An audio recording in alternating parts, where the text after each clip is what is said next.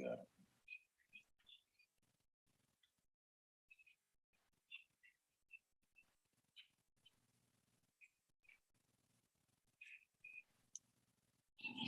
Peace. Peace, everyone.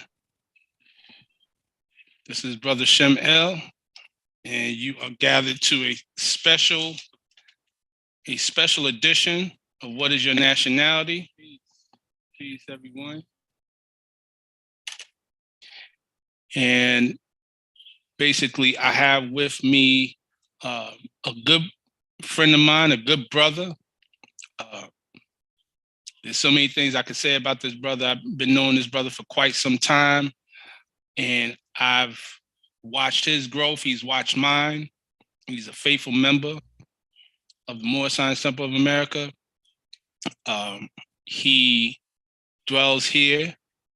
He hails from Delaware, as you'll be able to see with his with the title Delaware Sheik. He is a Sheik. He's very well learned, very articulate young brother. He's one of the brothers that you need to be on the lookout for, is being one of the vanguards, bringing out this information pertaining to more science, teaching us about our nationality and divine creed, as well as our birthrights.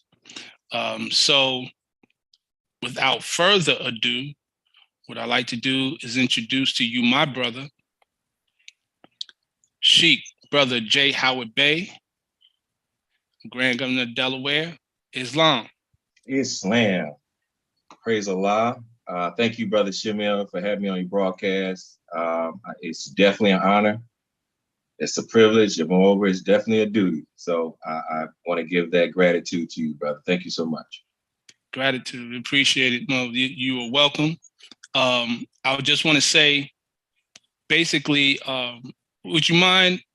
I know you have a great presentation. We spoke about it off air, and I would like for you basically to let the audience know who you are, give a little background about yourself and your journey into coming into the teachings of Prophet Noble Drew Ali. Yes, sir. First, again, I want to rise giving all perfect praise to Allah. Before I do anything, I want to give praise to Allah, the Father of the universe, the Father of love, truth, peace, freedom, and justice. I want to give the highest honors that I know how to our illustrious Prophet Noble Drew Ali, founder of the Moorish Science Temple of America, founder of our address, so we all can comprehend. I want to give honors to all the past and present leadership, and that's no respect of body, organization. I give honors to each and every one who are keeping the doors of the Moorish Science Temple of America in their area open. A little bit about myself. I first proclaimed my nationality in 2011.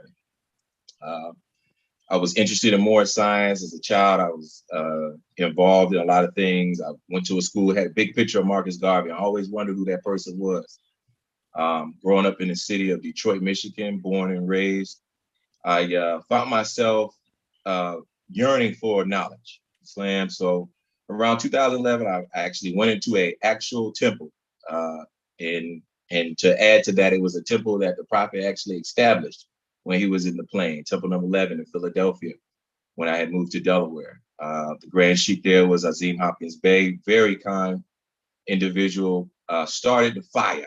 Islam started the fire that it is today. From that, I operated in a capacity of a Moorish American for some years, and I moved to North Carolina around 2013, and that's kind of like where me and you kind of got into a fellowship and understanding with each other, just like minds, Islam. I like to say iron sharpens iron, Islam. So around 2014, I started having lectures at ECU, Eastern Carolina University. And those lectures were based on nationality, as your broadcast is today. It was open to the public, and we had a good dialogue with various people from different walks. I carried that on for some years, and then I moved back to Delaware for a need with a brother of mine who was the Grand Sheik at that time. And I assisted him with distinction. and I assisted him, and I assisted the following Grand Sheiks at that time as the Assistant Grand Sheik of Delaware. Sometime I held those stations. That was from 2015 to 2020.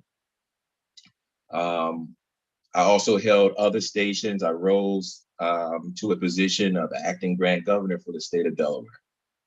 And all that was, I guess, a preparation stage, preparation time for me for today, because in 2001, I was inducted into the Royal Council of the Federation. And there I was able to really set that blaze, Islam, keep that fire, as we say, the altar fire is burning, Islam. And again, I give honors to the staff there at the Durham Temple, Major Temple number 2, Islam. While I was in North Carolina, I took on a career with the Department of Justice, DPS. I also held licenses within the state of Delaware simultaneously with the licensing board of directors, working from what I do today, Islam. So, I've been involved with a lot of government officials. I've worked with a lot of senators. I've been responsible for a lot of different proclamations. And again, it's no respective of me or respect of a person, but Allah gives all the glory, all the honor is due to him. So I'm grateful to be again. This is like the highlight right now with the brother Shemel, because brother Shemel, I respect you as a brother and as a friend, and also as a spiritual father, Islam. And I'm just again so excited to be on this broadcast. So that's a little bit about me. I don't want to be boastful or anything like that, but I'm just your brother, man, brother Bey, Islam. Islam, praise Allah, and definitely honest to you, brother, for your works that you've laid down, and I know you'll continue to do more.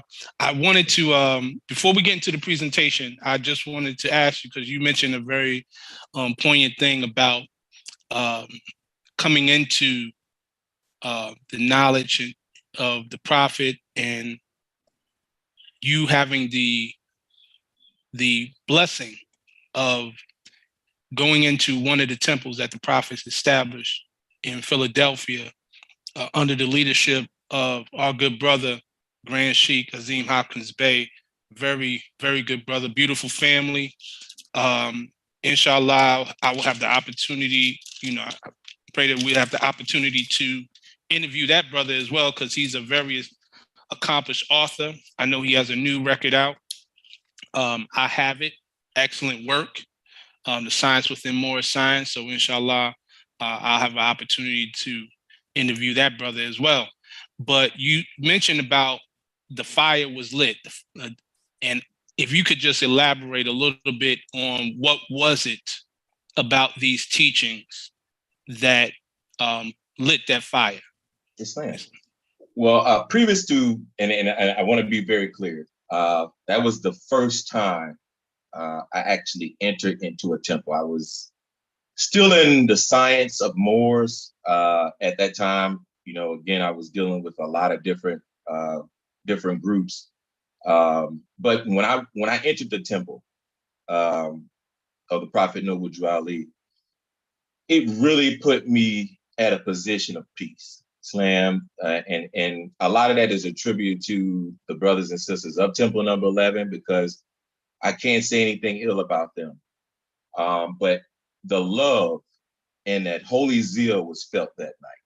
And I had opportunity to, when that call for new members came, I was kind of nervous, went to a couple more meetings, and eventually I said, I'm gonna do what I got to do. I went and I proclaimed my nationality in that temple. And like I said, that's one of the things that really set me on a path of enlightenment and a path of true understanding of what the Prophet Noble Drew Ali. I remember Brother Azim Howard-Bey, and it was me and two other brothers had went, and at this time I was bringing people to the temple and didn't join.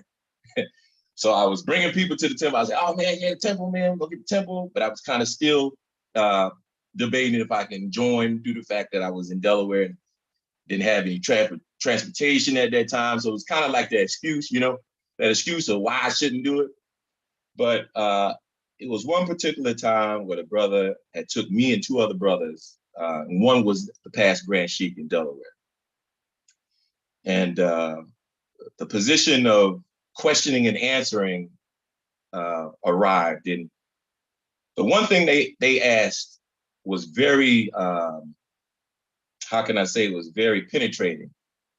And the things that I was speaking on, they didn't say I was wrong, Mo. They didn't say I was right. They just said, who told you these things? Who told you these things? So at that point, I believe that the Prophet Noble Drew Ali, because the following demonstration was, well, who told you these things? Who told you these things? I remember it.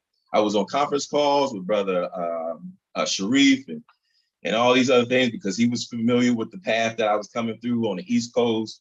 And it was something very grand. It was a buildup, Islam. I can't just say it happened in one night, but it was a buildup. So we had conference calls, what have you, over the phone. And the brother said, well, what you're saying is good, Mo, but you need to have a deeper appreciation for the Prophet Noble Drew Ali. And I was, whoa, like, oh man, I thought I had it. And that right there had me get enough courage to get up and proclaim my nationality on January 8th. In 2011, I proclaimed my nationality on a Prophet's Day celebration, Islamism, and I was grateful. And again, that's what I'm kind of alluding to. It was a lot of events, some spoken, some not spoken, Islam, but it was a precursor to what we see today, Islam. Islam, praise Allah. Yeah, and that's very powerful that you did it on the Prophet's birthday. Yes, sir. So yeah, that says a lot. Praise Allah. So with that stated, brother, I won't hold you up anymore. I'll go ahead and I will share this screen. And everyone watching, this is a very, very, very, very detailed and well put together presentation. So I know you all will be in for a treat. Let me go ahead here and share my screen.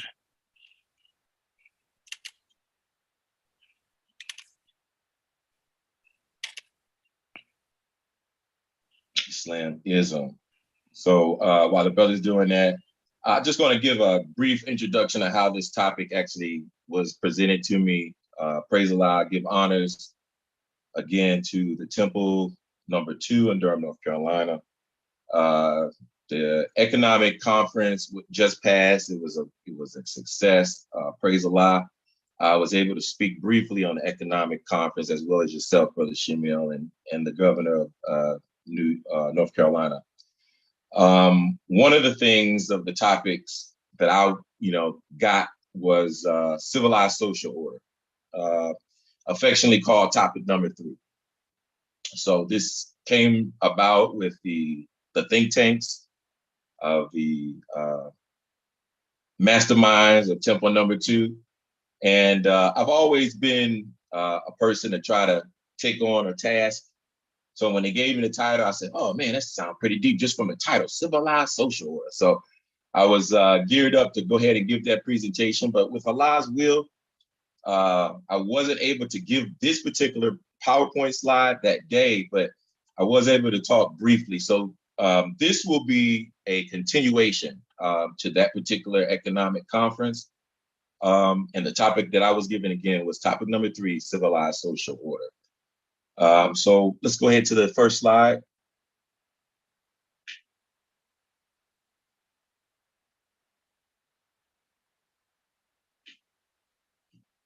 I don't know if I have a delay. So we'll go to the, yes, sir. So we'll go to the next slide. Brother, you there?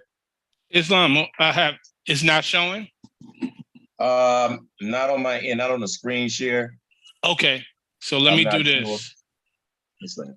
Islam, let me do this, Mo. I'm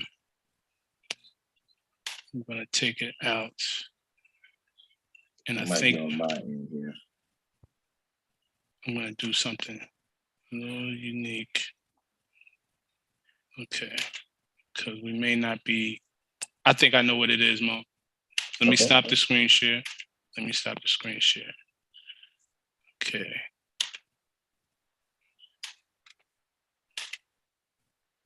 There we go. There we go. You see it now? Yes, sir. Yes, sir. So yeah, we here. This is the first slide. Brother, I know you see some people that you're familiar with on this slide. This is a continued honors. I purposely didn't give the names of those masters at Temple number 2 because I knew this slide was coming up. On this slide is a collage of people who I am very grateful for. Of course, you see Brother Shimil in the right corner. Mounds of gratitude to that brother for his broadcast and the work that he's done with What Is Your Nationality and various books that he published that I've read and learned from. Right next to him is a very kind brother. He's smiling, and I like to see him like that. Brother Page Hill, Grand Governor of the state of North Carolina, Assistant Grand Governor. Much love go to that brother. I hope that Allah keeps him in good health. Next to him, of course, is our past Supreme Grand Governor, Sage Master, Brother Jerome Grand-Bey. May Allah be pleased with him. And that brother taught me some things as far as to keep the course, Islam. And when I got into the Federation, I asked him a lot of questions. He said, well, you know, brother, just keep trying, you know, Islam, keep going more. So that spirit is a spirit that I'm invoking tonight, Islam. That brother, and I know you've seen in the background that photo behind me was the photo that he illustrated himself. So honors to the Supreme Grand, Brother Jerome Grand-Bey, Sage Master, Federation Moorish Science Temple of America. Right under him, Brother Page Hill is also a father of mine, Brother Robert Stone Hill, Grand Governor, Grand Sheik, my Grand Sheik and Chairman. I mean, so much I can say about that brother, but what I'll say is his wisdom is the wisdom of the gods, Islam. Of course, some historical figures in this collage. We have Brother Timothy Dingle-Hill and Richardson Dingle-Hill, the Aaron and Moses, Islam, bringing us that knowledge and that understanding. Right next to him is the great God man, Sidney Hill, Rasan Sidney Hill, brother, very, very, very important in keeping the doors open. Right to the above him is again Resurrection, Moorish Science Temple of America, Brother Givens Ill, John Givens Ill, setting again that flame in my life. I admit I got some of his teachings a little later on, but I'm still grateful for it. And all the way to the end, also accompanying her husband is a good sister, the matriarch of the Moorish Science Temple of America Federation, matriarch of the Resurrection, Sister Louise Dingle-Hill, Mother Ruth, Mother Wisdom, Islam. And there's Jesus, just some people that I just want to give honors where honors is due. Islam. Next slide, please. Islam. So we're going to go ahead and start off with some quotes from the Prophet, because the best thing I can do is give you what the Prophet said, not what Brother Rasai said, not what Brother J. Howard-Bey said, but what the Prophet said. You're going to go back? Yes, sir. It says, make yourself perfect upon all subject matters, that you may act intelligent on all lines of procedures. Prophet Noble Jali. And that phrase under there, we all heard it. Moore probably said it to you. And if you haven't heard it, you'll hear it tonight. Being what you know, not what you're told. So that's just simply put, Prophet Noble Jali gave this instruction to his first Supreme Grand Sheik and Chairman, Brother Edward Miller Yale, to be intelligent in the procedures. So as I speak tonight, again, I'm invoking that spirit of the Prophet Noble Jali to work on me as that vessel that he is. Next slide, please. Islam. So now we're going to get to our first definition tonight. This is the breakdown of civilized social order. So I'm going to read it briefly and then we'll talk about it. Define civilized, verb circa 1600, to bring out of barbarism, introduce order and civil organization among refined and intelligent. From the French civiliser, verb Old English, breaking down that word again to civil, going into the Latin civilis, relating to citizen. That's very important. We'll keep that on the dial plate. Relating to a public life, befitting a citizen. Okay, keep that on the dial plate. Popular. These are some attributes of what we would call a citizen. Popular, affable, courteous. Now we're going to go into a little bit of some derivatives. So we'll go into alternative. Here we go. I'm sorry, I kind of got off of my slide here. Okay, alternative, adjectival, and going again and saying derivative to the civis, townsman. So it says see city, meaning to become civilized. And this is given to us in that time of 1868, related to civilized and civilizing. Now, I'm going to say this on the onset. This is our first definition tonight. So all the definitions that you will see are from the Edemond Dictionary. So one thing that I realized in my studies is that what you have in life is something called a general definition. And then there's definitions that you kind of do a little work on. Islam. So the etymon of this definition is what I'm presenting tonight. I'm not going to give you a general definition because I believe that that's kind of like robbing you tonight. Islam. So all the definitions that I'm reading from are coming from a source that you, as good scholars, good Moorish Americans, good sympathizers, good people, to look into yourselves as a etymon definition. And that's just kind of how I was raised, Islam. So again, going back to the part I want to highlight, relating to a citizen. Well, in this day and time, it's not popular to be a citizen, especially among so-called Moorish Americans in this day and age. But hopefully tonight, through the broadcast and through this demonstration, we can kind of get you to raise an eyebrow on what it is to be a citizen. If you look at the picture right there, that's a very beautiful understanding of what Noble Drew Ali had in mind when he organized his organization. And I want to bring it all the way to the bottom. Now, this is Sister Cook-Bey. Of course, she was at the age of 7 in 1925, proclaiming her nationality. But what's important here, and I'm sure people have seen this record before, but what's important is the bold letters at the very end. When you proclaim your nationality, we have said this: I am a citizen of the USA. Slam. So we don't take that lightly. Again, to be what is called a citizen is to be in the public life, benefiting, popular, courteous, a good standing person. Slam. And us as Moorish Americans, we feel that we have to be what? Upright, independent, and fearless. So we kind of try to fall in line with what the Prophet Noble Drew Ali gave us at the very beginning on coming into this organization. And I'm speaking as Moorish Americans, to be a citizen. It's not to be taken lightly. In fact, the very early beginnings of being a citizen, you can more so be familiar with the Roman Senate.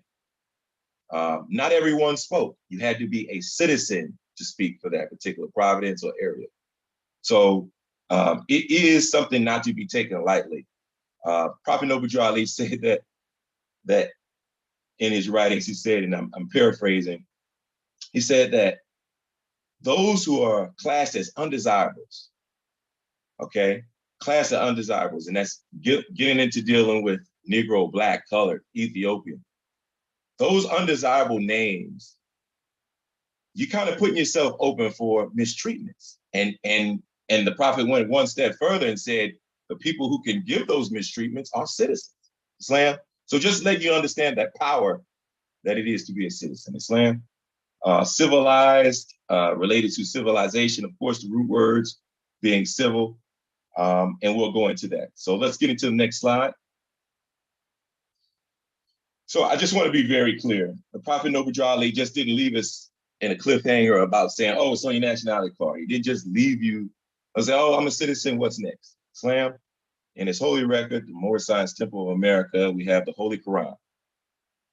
And it was divinely prepared by Noble Prophet Ali, by the God of his Father, God Allah, the great God of the universe, to redeem man from his fallen stage to a higher stage. Islam, a higher plane with his Father, God Allah. Islam. So that right there speaks volumes, and that's just the cover. Islam, we didn't even open up the book. Just the cover speaks on how you can be transformed from a low vibration to a higher vibration. Islam. In this chapter, we're going to take a reading, and I'm going to read the whole thing. So bear with me, Morris. Chapter 45. And this is titled The Divine Origins of the Asiatic Nations. Number 1, instruction. The fallen sons and daughters of the Asiatic nation of North America, that includes us. Islam, United States of America is a part of North America. Islam, need to learn to love instead of hate. And I like to say semicolon and period and comma. So if I say that in my reading, in grammatical understanding, you know that's a place where you pause, you reflect, and you think. So again, if I do that, just don't count me crazy. Just try to follow what I'm saying. Just give it a thought. Islam. It says the fallen sons and daughters, Marito, the fallen sons and daughters of the Asiatic nation of North America need to learn instead of semicolon and know of their higher self and lower self. This is the uniting of the Holy Quran of Mecca for the teaching and instructions of the Moorish Americans, comma, ETC. We know that ETC demonstration is very powerful, but I'm gonna leave that alone right now. That's not what I'm here to talk about tonight. The ETC is very powerful. Instruction 2, the key of civilization was and is in the hands of the Asiatic nations, period. So that's a thought pattern. The key of civilization, again, back on the previous slide, we talked about the root word civil, civilizing. Islam was and is in the hands of the Asiatic nations. Islam, the Moorish, those who profess to be Moorish and those who don't. We, the ancient Moabites, and the founders of the holy city of Mecca.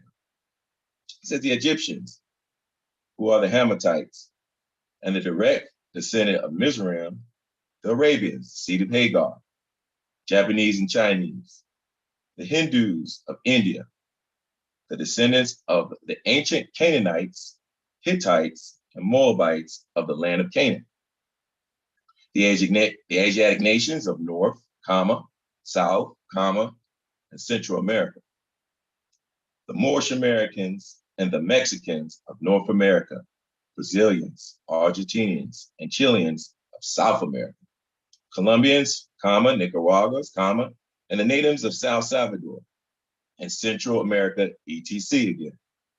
All of these are Muslims, period. I'm gonna read that again. All of these are Muslims. 7, the Turks are the true descendants of Hagar, who are the chief protectors of of the Islamic creed of Mecca, beginning with Muhammad I, the founding of the uniting of Islam by the command of the great universal God, Allah. Now, the point that's highlighted is again, we're just trying to use the hammer here. The key of civilization. So tonight, we're gonna try to turn that key, Islam. And as the presentation go on, we're gonna show you how to turn that key, Islam. But I like how the prophet put it. He said that we are the ones who are in control. Okay? We are the ones who have it in our hands, Islam, to make, or and also like the prophet said, make or mar, Islam. So we have a great responsibility. We have a power Moors. We have a great responsibility to civilization, Islam. Next slide, please. And before we get to that slide, I'm gonna let the Moors look at that. I also want to read something. And it's going to be very brief. This is from a record that I have, the biography of the Moors, Islam. I'll read real quick. It's very, very quick, so I'm not going to take too much time. But as you guys marinate on social, as we get into social, I'm going to read this. It says, the Moors, founders of the first permanent civilization of the old world. It says the Moors, descendants of the ancient Moabites, were the root of civilization. They are the founders and master builders of the present holy city of Mecca, located in Saudi Arabia. The ancient Moabites were a people always on the move. They received permission from the pharaohs of Egypt in ancient times to settle and inhabit Northwest Africa. In quotation, it says America today. It says they are the founders and the true possessors of the present Moroccan Empire. We'll get into that a little later on as the broadcast goes on. The historic events took place long before the great earthquake, which caused the great Atlantic Ocean, when the great city of Atlantis stood, where the Atlantic Ocean stands today. When the ancient Moabites used to trade and transport with their brothers in surrounding kingdoms, these historical events took place long before Europe was even thought about. Now, brother, if you can do me a favor, if you can go back to that previous slide and hold that there, and then I want you to cut to me after I get done with this. I want to go over these pictures. These are some positions of us being those key holders, Islam. To the very left, you have two sisters who are in Saudi Arabia, Islam. They're in Saudi Arabia, and they have the Moroccan flag and the American flag. So right there, that's a presentation all itself. Under that is a Choctaw sister, very dark olive hue, very dark olive hue. We know that the indigenous peoples of America were responsible, again, holding that key for one of the greatest documents ever written on this land. We call it the United States Constitution. But from greater works and earlier works, we know about the Iroquois Confederation documents, Islam. On the right, I just want to give a parallel again. Mesoamerica on the top, right? Africa in the bottom, Islam. Mesoamerica given that same structure as what we see in Ethiopia, Sudan, Islam. And at the very bottom, of course, a depiction of a brother who is the Pharaoh. We read again in both records how the pharaohs of Egypt gave permission for us to settle. Now, if you can, real quick, brother, I'm going to try to say, like the prophet, vanity is beyond them all. So don't look at me. Come back to my screen. I just want to show the Moors very briefly something that we just spoke about. Now, I gave reference to it in general. This right here is the map illustrated by our Supreme Grand Governor. And this is that chapter in illustration. Islam, this chapter in illustration. Islam, this landmass right here is the Atlantic Ocean today, where you see that landmass was Atlantis stood. Islam, and some great records are talking about Atlantis. You better get on it, Moors. Some great records talking about the people of Atlantis. Okay, let's go back to that slide on civilization or social. Islam, gratitude, brother. All right. So now let's get into the second definition, social.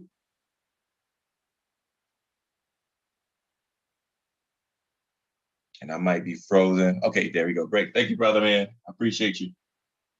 Okay, social, circa 1400, denoted to the relating of home life, 1560s, as living with others. From the French social, 14th century, and directly from Latin, socialist, right? of companionship, of allies, united, living with others, again, marriage, conjoined, congenial, right? Um, Going into companion, ally, and this is taken from a record again. Like I said, this is all from the Edamon. Probably originated to represent follower. So social at one time represented followers. Followers of what? I'm saying that's the question. From the PIE, and that means post-Indo era post-Indo-European era. Sakawa, excuse me, I'm having problems saying this one, but this would be Sakoyo, right? Suffix to skui, right? To follow again, giving back to that other demonstration. Compared to Old English, getting into Old Norse, meaning companion, which seem to be formed from the same notion, Islam, relating again to socially. So being social, that's something, you know, that we're kind of getting back to. Islam, we're kind of getting back to being social with our brother man, our sister woman, because we just had a pandemic, right? And the main thing that they kind of dropped on you was a degree was social distancing, Islam. So we kind of ushered in the social like understanding from a Nephite perspective. And this was not in conjunction with the definition, social distancing. So how can you be social but distance yourself? Islam, this definition is speaking about a closeness, a togetherness. This definition is speaking about people who, again, in quotations, says living with others. Islam. And I got something for you a little later on how the Prophet kind of instituted that social living. Islam. Next slide, please. So right here, I got for you a blueprint of a socialite. Islam. We got to be very conscious to timeline. Islam, very conscious to timeline. So to be a socialite was a popular thing, early 1900s. People were joining various clubs, organizations, and I have right here just a few. The UNIA, Garveyite movement. We know Marcus Messiah Garvey as being our forerunner in the Moorish Scientific America. It's reported that the Prophet Noble Drew Ali went to Atlanta and talked and supped and had some understanding with Marcus Garvey. And we have record and evidence to that. So praise Allah. But that's one of the organizations that were gearing us to be a socialite or give us in that position of being social. And just upstanding people, Islam. Subliner groups, i.e. the Masonic organizations. Now, you know, I'm going to keep in line with my laws, Islam. I'm not going to speak radical tonight, but I am going to speak very briefly. This is something that when we speak about the Masonic order, we're looking all the way to Prince Hall affiliation. So we may or may not know someone who was in that order, but it was in its conception a social order. Islam. The college clubs. So these are the various Greek letter organizations, originating from 1903, going to 1911, 1913, 1915. Just the idea. I didn't list them all, but I'm pretty sure we can name a few. Ruru. Honors society, and this is something we see at an early level in education, and we might have not picked up on that.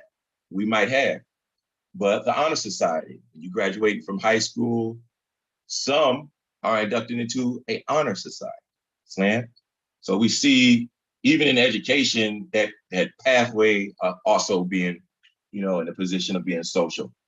Various Wall Street. So again, back on the various definitions, we spoke about living together. I got in quotations Durham for my love of Durham, one of the Wall Streets, not the only, but one of them, not often spoke about. Durham, North Carolina, Wall Street. And I will say that Durham is very, very unapologetic when it comes to that history. So, you know, I'm grateful for that. But this is, again, a communal living. Slam, this is a demonstration of people working in business, intermarrying, Slam, with their brothers in this area, in the town. A good movie, I like to reference movies, so you might catch me from time to time in this broadcast to reference movies because I like visuals, Slam. One of the movies that you can also reference to about those Wall Streets is Rosewood. Rosewood was a very good demonstration on that. And if you was paying attention, when the European came to town, first thing he asked was he a Masonic order brother, Slam? So it just, you know, hit and miss in there, Slam. Church affiliation. So, you know, of course, our grandmothers, our grandfathers took on stations of deacon, mothers, missionaries in a social position, Islam. And you know, that's nothing wrong with that. Islam, there's nothing wrong with that because, you know, in that time, again, early 1900s, it was very much needed, Islam. And of course, most of us know about the Renaissance in Harlem and the boom in New York, attributed to such things as art, fine arts, music, and etc. Get to these pictures right here. I got a book right here. If you attended at HBCU, you are familiar with this book. They kind of beat it in you along with the so-called Negro National Anthem. But this is really something that kind of set the curve for where all these kind of well, it kind of set the curve for where most of these kind of got the understanding to be and reconstruct themselves or to have a better influence in the world and in their societies. So that's a very powerful book. If you ain't been at HBCU, no worries, get the book, read it. I don't do too much of referring to a record, but The Black Reconstruction by W.E.B. Du Bois, it's a must-have, Islam. Just get that mindset, that understanding. Right there, we see this today. And I was speaking on this earlier. The UNIA put this illustration inside of their newspaper, and it's titled At the Crossroads. Now, you can see right here, the brother has on his pants, he's labeled as a new Negro, Slam. So this brother is trying to reconstruct himself into a new being, Slam, a new creature, somewhere I read, Slam. So some of the things that he has to make a decision on in this responsibility and him holding the key, and I would like to say it's in his pocket, he just didn't pull it out yet, because he has to travel down one of these roads, Islam. One of these roads is going to either, again, make or mar his future. And I'll just read some of it. It says he can go down the road of political death. We sure enough see that today. Islam, a race, suicide. So brother can be so caught up in race matters. I like Bob Marley said, "Oh, what a rat race, Islam."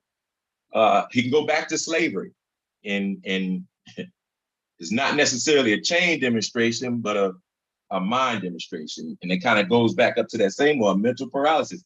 He can have amnesia into what his next steps can be or where he comes from. And we see a lot of that today. He could take the road of economic distress, Slam. And, you know, this is, again, this is something dealing with the 1900s, but again, equivalent to today. And the one that's kind of jumped up where you see the UNIA, which was the preferred route in the illustration to nationhood. Slam, we know that Marcus Garvey, again, being the forerunner of Prophet Noble Drew Ali, introduction to nationalism.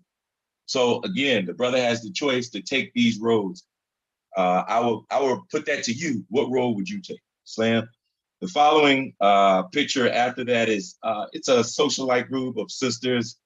I like the picture because they're in all white and they have turbans on. But this is just, again, a finding of self. Islam, a finding of self demonstration that we had in the early times of as a nation. Islam. And let's go to the next slide, brother. Now, I've said a lot so far, but I want to bring it back. Islam, I want to bring us to a point where we can really get a clear understanding, because brother said a lot. And brother be talking, but I'm going to tell you right now, we have to look at this key. In our question here on the Moorish Science Temple of America, the prophet is going to speak here. All right. It says, where was Noble Drew Ali born? And the answer is in the state of North Carolina, 1886. Now let's stop. I think I read it a little bit too fast, or I repeated it too fast. So let me do it again. In the state of North Carolina, 1886. Some things I want you to really understand. It wasn't really the geographical demonstration Noble Drew Ali was trying to get us to understand, but we was trying to understand, where were we in the state in 1886? In the state of mind. Islam. So where were we in the state of mind in 1886? 1886 is not too far away from slavery, Islam. Not too far away at all. Not too far away from some other pivotal things that happened in the era that kind of sculpted this nation. But in 1886, what was the state of mind of our people? Islam.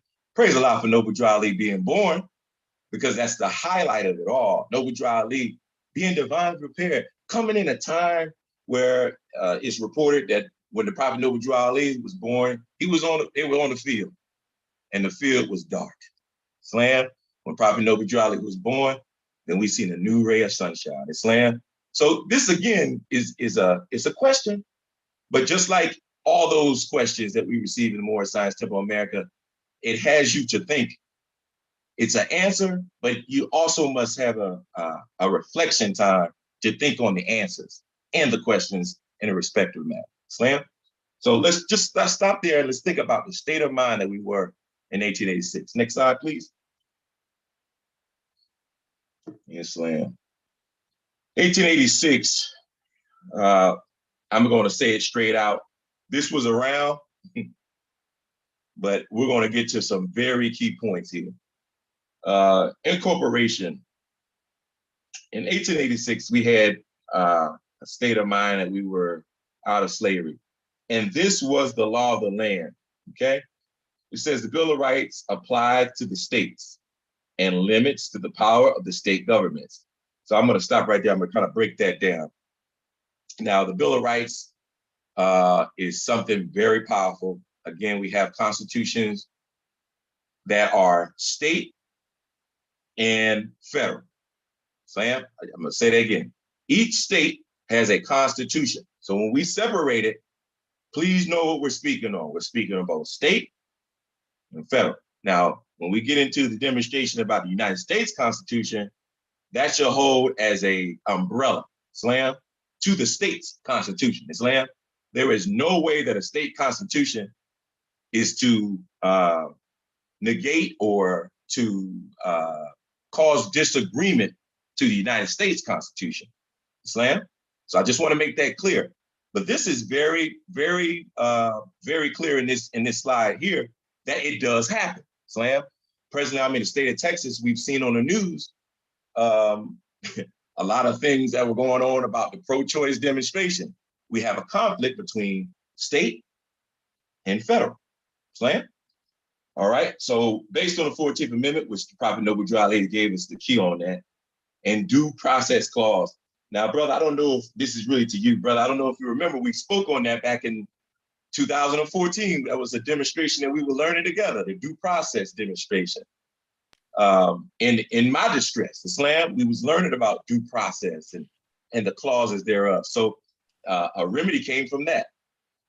The next one says the Bill of Rights the Bill of Rights has been selectively incorporated. So again, I'm in the state of Texas presently. It's been selectively incorporated. So I've talked to a brother And this is something that I'm going to share with the Moors.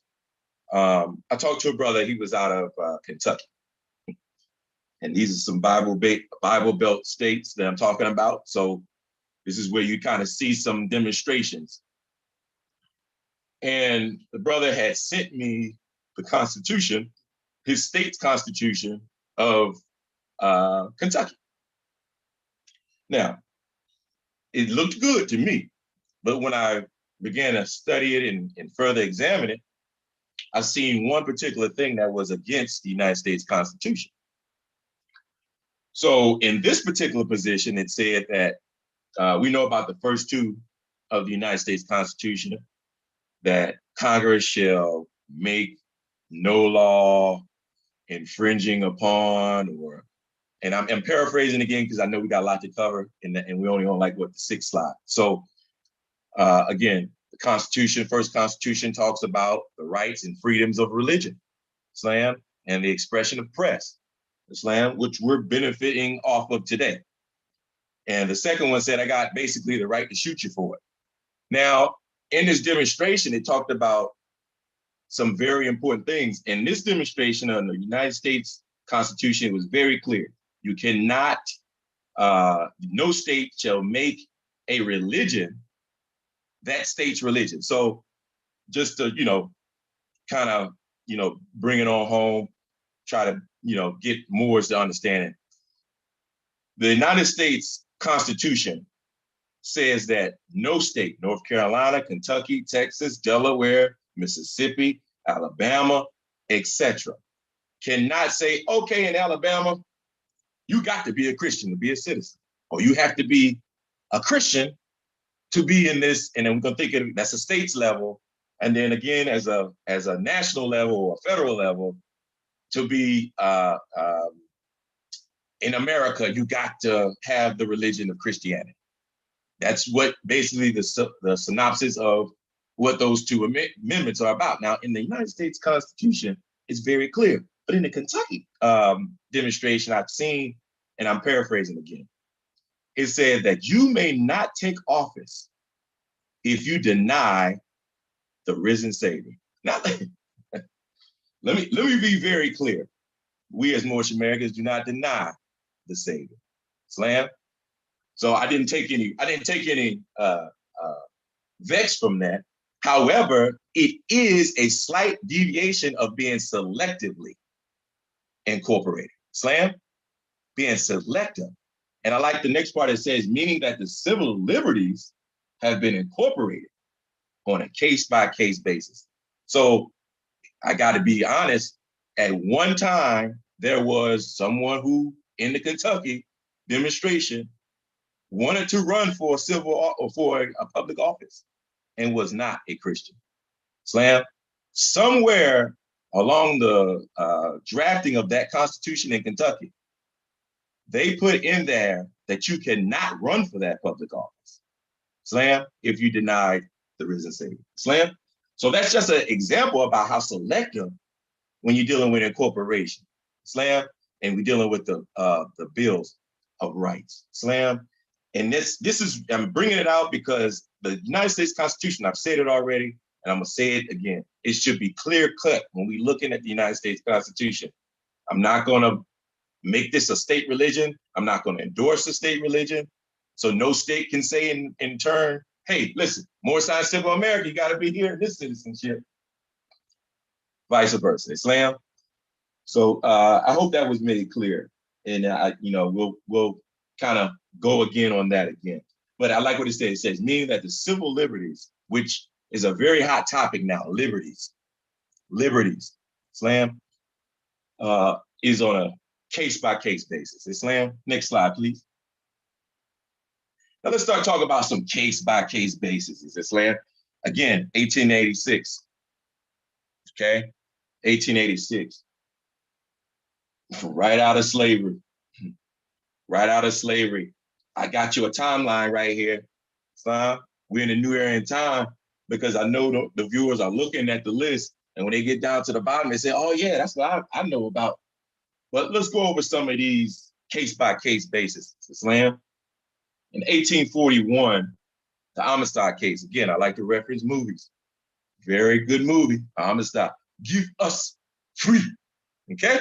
So this demonstration is very important because, to sum it all up, there were Africans, and I hate to use these placeholders, but I'm going to use it tonight. Africans who were brought to America in a captive state. Slam. The Supreme Court ruling was that they were not slaves. Slam. Now, parts of that has to do with a lot of treaties. Parts of that has to do with a lot of demonstrations with nationality. A huge part to that about nationality. They had a land, they had a language, they had a culture. And when they were brought here, they were brought in a captive state. The movie gives a depiction about how they rose against their persons who were trying to put them in captivity. And the ruling said that that was what? Justified. Now we got to think very careful about this. 1886, we got slaves, right, being released, but we got also Africans being set free on a misunderstanding. Slam. What's important is about 5 years after that, a decision came, and that kind of prolonged itself with the same Supreme Court rulings. With the Dred Scott, brother, I know you're familiar. Dred Scott decision. Right here it says 1846 to 1857. I would have to tell you the same brother made the ruling on the Amistad case, made a ruling on this Dred Scott decision. So the same judge who set free captive Africans, and I'm using these placeholders with passion, Islam, captive Africans, said that this man, Dred Scott, is a slave and should not be free. We got that slogan, Dred Scott, right? They said, oh man, I got off scot-free. Well, I hate to tell you, Dred Scott never got off scot-free. Slam. And this is that Chief Justice right there, Chief Justice Roger B. Tanner, who wrote in his journals, private journals, Slam, and I want the Moors to pay attention. It says, Black people are not included and were not intended to be included. Now, this is his writings. This is the same thought pattern, okay? And we're not intended to be included under the word citizens. In the Constitution, case-by-case basis, Slam, it says, and can therefore claim none of the rights and privileges, which we're going to speak on those too. But it says none of the rights and privileges, which is the instrument provides for the securities to a citizen of the United States. So again, I talked about what the prophet said about the misuses and treatments. This is an example of that. Roger B. Tannen said that a Negro, Black, and colored through those placeholders was never intended. Now, we talked about it earlier, the Great Confederation, Constitution. So we're gonna let this brother have his thought pattern. Praise Allah for his portion. Slam. But the brother was very pivotal in decision-making at that time to rule on both of these. Now, I got the sister up there, and I want to speak briefly on the sister since we're talking about the Supreme Court, because we're seeing the same thing repeat itself more. We're seeing this as a cycle. Slam. The sister right there, and I'm going to support the sister on various things. And I feel like I said in the Holy Day, I think more so out of support, I'm going to have to teach this sister. Because wouldn't you know that this sister's departments will be religious freedom. So this sister right here that was inducted into the Supreme Court ruling is a hot buzz about religious liberties. You can. That's really the main reason why she actually was viewed in this position, because her strong stance on religious liberties. Slam. So we're going to support the sister. Praise Allah. I know I will. I'm eager and interested to see what she do. And if I should put a thought in the Moorish Americans' mind, let's start writing letters. Islam, start writing letters to that system. All right. Right after that, after Dred Scott decision, we start seeing a economic and a moral demonstration come, and that's the Civil War. That lasted in 1861 to 1865. And then when you know, right after that, Noble Drew was born in 1886. Now that's beautiful. Again, the state of mind was the thought of Roger B. Tanner, that a Negro, black and color, could not have any rights. No privileges either. Talk about granted privileges, you ain't got those either in that state. Slam. We start getting into some good things here. The Civil Rights Act of 1964, Title number 7. And I just want to outlay some things here. The Moorish Americans were voting prior to the 60s. Yeah. Moorish Americans were voting. Prophet Noble Drew Ali told us that we to cast a sacred ballot, free national sacred ballot. And that was in 1920s. Slam, one of the individuals who knew the power, again, the keys that we were holding, was a brother who was elected in Congress at that time, Brother Oscar the Priest. And I couldn't find that video, but I think somebody took it off because, you know, when knowledge get out there, you know, we have different forces that try to take it off as quick as they can because, or it will be drowned out, like I said earlier, with general knowledge or general information. But it was a video, and the brother said, you know, we were galvanizing the vote in 1926, 1927. We know this is the time where the prophet had at one time adopted a political party, had adopted a candidate, and even stood behind that candidate of choice. So praise Allah. We know that the Moorish Americans have a position of voting, which comes into our next state or our next bulletin, the voting rights in 1965. Before 1965, we were voting and accountable. Going further into the mandatory affirmative action, and I in my note taking, I wrote some things down, so I'm going to give a couple of examples about that. We've heard about affirmative action. A lot of us kind of equate that to Jesse Jackson, but this is a demonstration that was being instituted in 1961, 1967. This was a mandatory one. Now they had those that were not mandatory, and basically getting to the mandatory, we'll break it down to statistics. So if I'm an employer and I want to hire, let's say 100 workers, I hire 100 workers, I'm gonna do 50-50. So let's just say 50 of those workers will be in a placeholder, so-called Black. And I put 50 workers, so-called, in a placeholder, white. Out of that 50, with that mandatory demonstration, we'll say about like maybe 10 of Black will be women. And we'll say the rest could be men. And then I might parallel that again, put 10 women on the European side, slam, placeholder white. And again, the rest would be male. So again, this is something to give us familiar about that mandatory affirmative action. Fair Housing Act, and kind of bringing us back to what we were speaking about in 1886. What was going on, slavery was done, but there was something going along very popular, which was called sharecropping. Now, doing my research, I realized that the sharecropping was very, very closely related to the Fair Housing Act. How so, brother? Well, you got, again, I reference movies, you got different movies that speaks about sharecropping after slavery, and I do a scene from Jane Pittman. He came out, he said, well, I ain't got much money, because the Civil War tore all that up, right?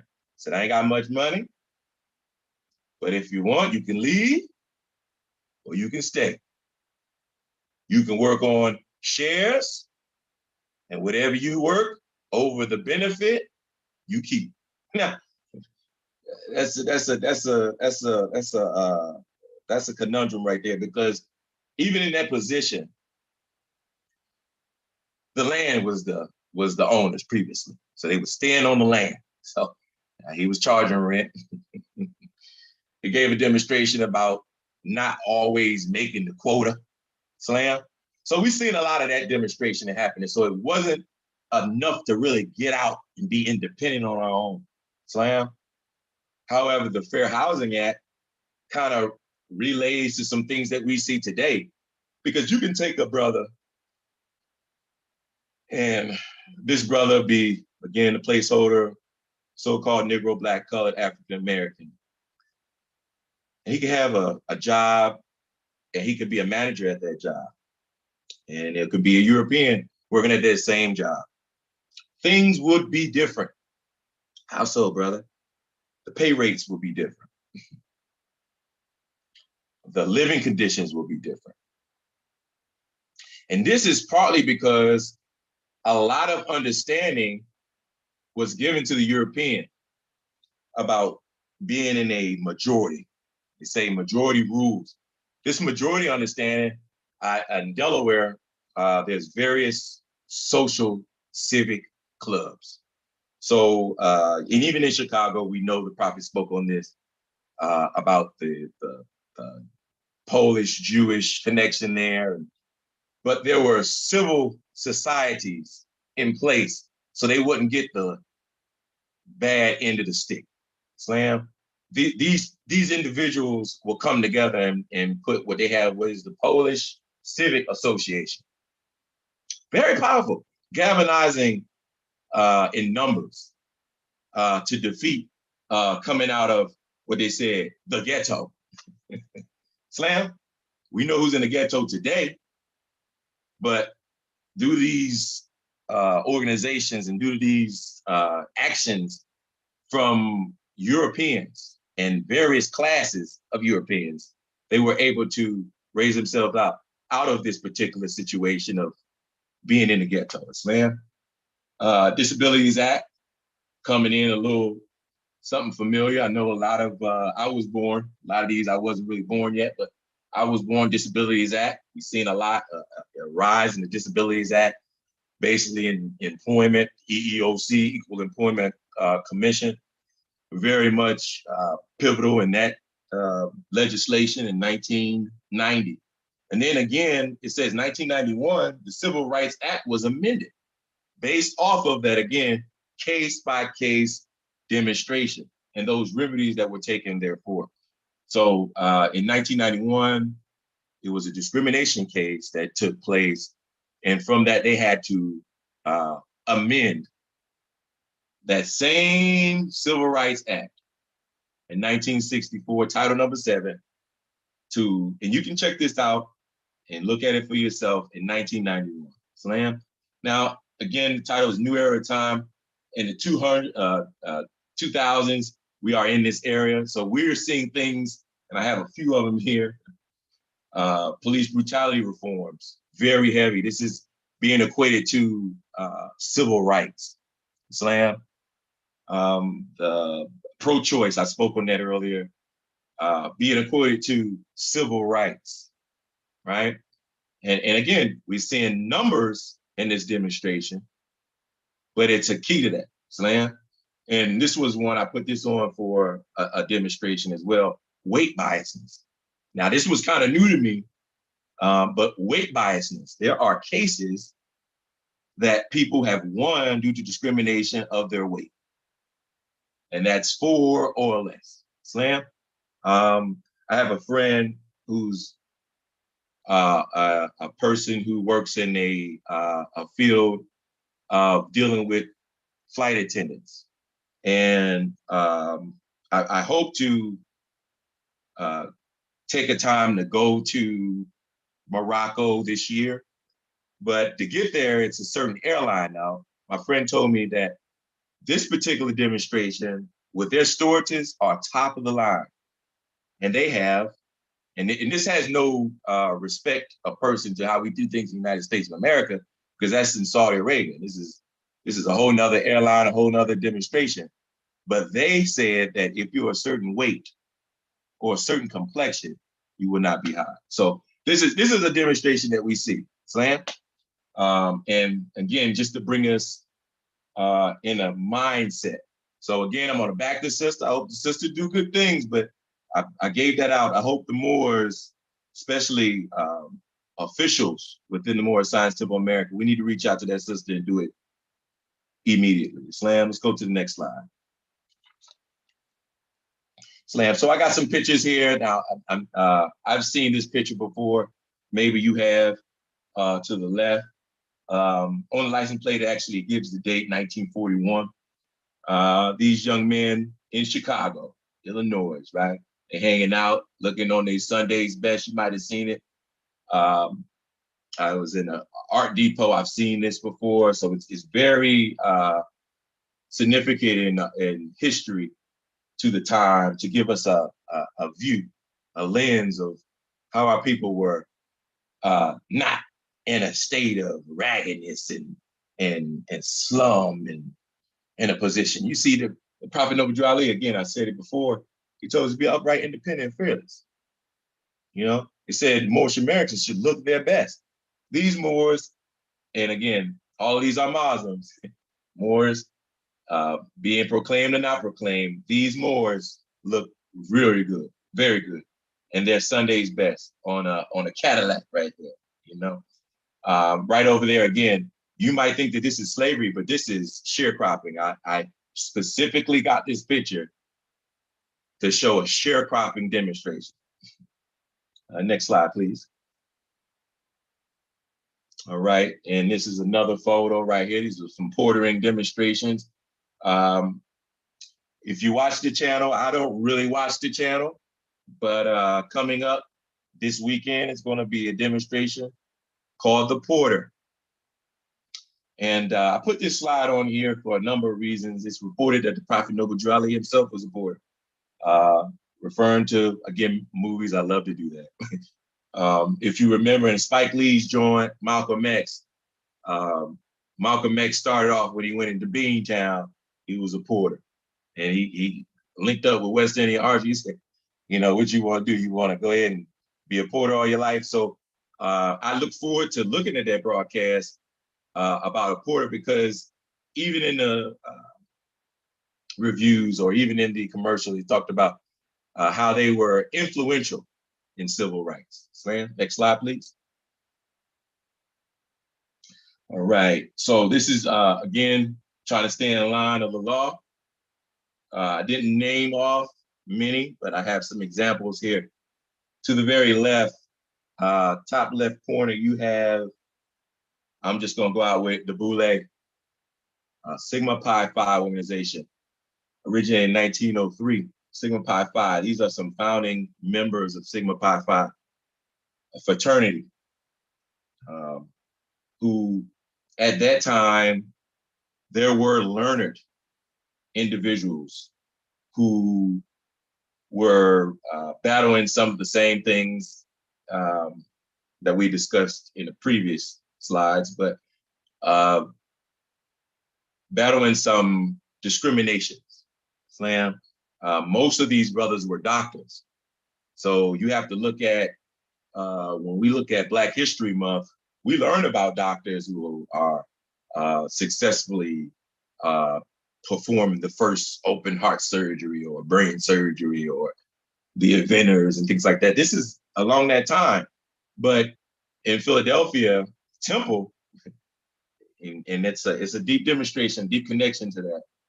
But in Temple University, this organization had some roots where brothers who went to these, and I'm going to say Ivy League colleges, not necessarily all the time HBCUs, which we spoke on, but Ivy League demonstrations. And that kind of brings us to the point of the next picture where they said Ivy League.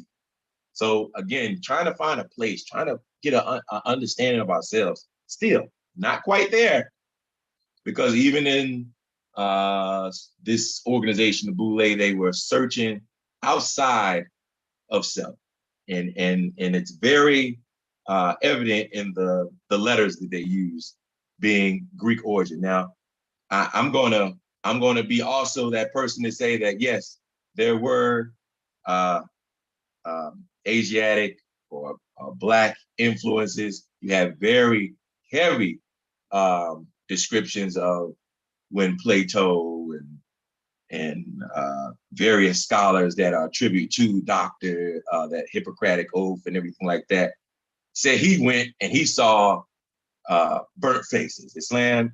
So even in that position, I've seen pottery in Greece. So a lot of times when I talk to fellow brothers and sisters, like my college and everything like that, they'll say, "Oh man, you know, it's really a Black thing, brother," and that's true. Just like Steve Kogi said, it's really a Black thing. They really say that. It's really a Black thing, brother. It's really a Black thing.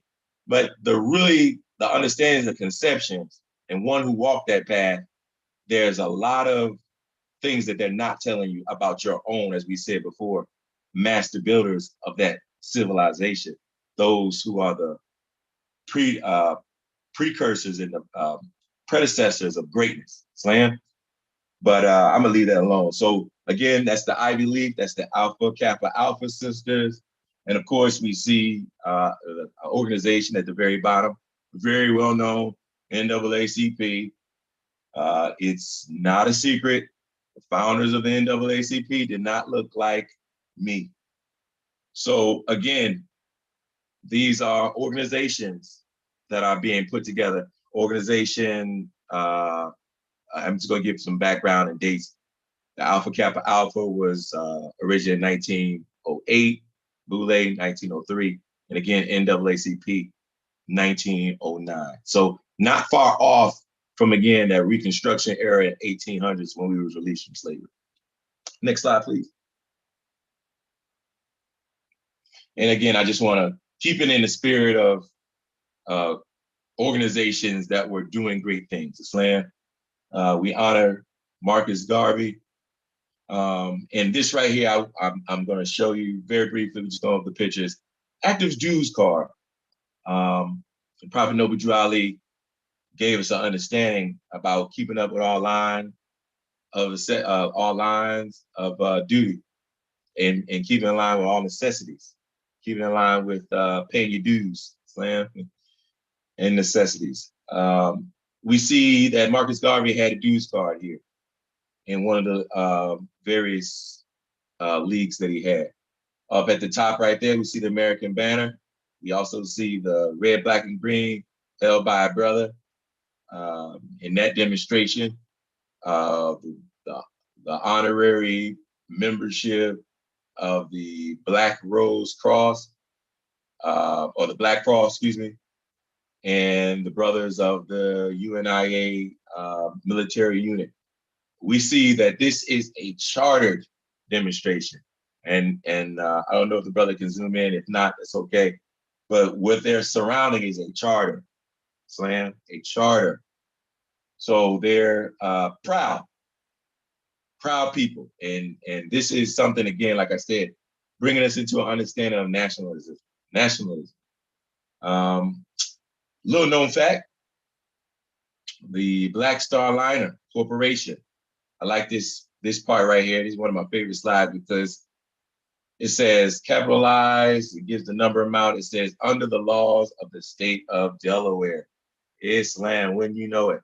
And it wouldn't be so far off, but I would be the first to tell you, if you didn't know, that the Black Star Liner was incorporated in Delaware. And that kind of goes in line with what we know already. An article was recently put out by Fortune 500 Forbes company that Delaware is the #1 incorporated state. If you're in business, you know what I'm talking about. Right there, next you see the demonstration of brothers around a plane. So most of us know about the ships, but how many of us know about the planes? Slam. So right there, and again, we see the Garveyite movie, the Garveyite demonstration, galvanizing, trying to set uh, uh, um, a beacon light. Slam. Next slide, please. All right. So these are some pictures that I put together, continuing on to different organizations. We spoke about Marcus Garvey, so I'm gonna speak very briefly about some other groups. 1944, far left, you have United Triumph, Dominion of God. Excuse me. A lot of people might not know of this. This is something that's kind of like grassroots for me, being a Detroit native. This is a brother out of Detroit. And this is a organization that is still existing today. I like what the brother did because he brought a nobility demonstration to it. He was his holiness or his majesty. That's what they referred to the brother named Prophet Jones. Now, a lot of y'all might know Prophet Jones from the song "We Cried Together," but this is older than that song. That's not the group, R&B singing group. This is Prophet Jones out of Detroit. And some of the demonstrations that he had, he will have his members and call them princes and princesses. So as we assert ourselves to be sheiks and sheikesses, same demonstration is here. Right under him is a very faint photo, but in the middle, they're surrounded by a picture of a man named Father Divine. Father Divine. Also, organizations still prevalent today in Philadelphia. We have Loretta, I'm sorry, the Lorraine Hotel, Lorraine Hotel. And there are members, and this is something that kind of shocked me because anytime I look at the photos, I've seen older members, right, of that organization. But there are members presently that live at the very top of the hotel that is owned by that organization. This demonstration is again just to show you about working together socially and everything like that. To the top right, you have again Bishop C.M. Grace, brother Grace, Slam, affectionately known as Sweet Daddy Grace, Slam. And I picked this picture in particular because you see the strong hand being held up by two brothers in fezzes. Slam, two brothers wearing fezzes. I thought that was pretty unique. You might not see a lot of demonstrations from that organization, and we might know this, very prevalent in North Carolina, but they have churches throughout the United States. They're known for their red, blue crosses, their lions, and that archangel at the top.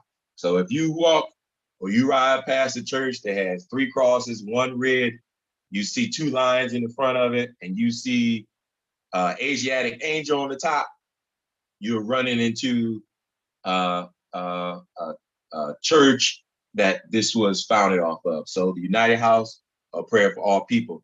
And again, I like this because this brings that demonstration about, in the Bible, it talks about how the hands had to be held up by the prophet.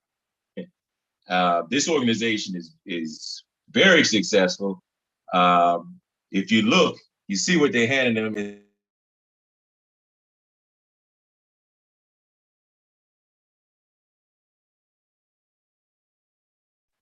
I apologize. More, can you hear me? Yes, I can. Okay, I heard a call, so I had to cancel that real quick. But back into under that, that's a brother, founder of the Church of God in Christ. This is something I'm familiar with coming out of past school of thought. Church of God in Christ. This is the founder, brother Charles Harrison Mason. And I didn't get the actual depiction as I wanted, but he's in a stance that Moors are familiar with. When the Prophet Noble Drew Ali is standing, Abraham Lincoln was in this pose. Noble Drew Ali, again, was in this pose where he has his hand in a symbolic demonstration. Slam. Next slide. And of course, I got to bring it on home. I got to end it off with us. Moorish Science Temple of America having its convention. And we see the prophet right there in their Moorish attire, you know, respecting. And again, I'm going to paraphrase because to read it all, it would just be what it is. But the Prophet Noble Ali spoke on how these brothers and sisters were dressed. He spoke on it about the Moorish costume ball. When he said that during the convention that they were going to have a parade, he encouraged the Moors to wear items and dress that honored the civilizations of their forefathers. So we see Tamaran dress, we see fezzes, we see turbans, we see very prevalent demonstrations of Moors carrying out, that order from Noble Ali to honor their forefathers and foremothers. Those who, again, the prophet said, who are the ones who are holding the keys to civilization. And again, if you are familiar with the article, I'm just, again, what they say, preaching to the choir. It said that the European Masons didn't want them to do that. So they went ahead and bought up all the attire, but it didn't stop the Moors. As we see here, the Moors had tailors and seamstresses, various crafts that they were familiar with, and to make this like they said, a grand success, Islam.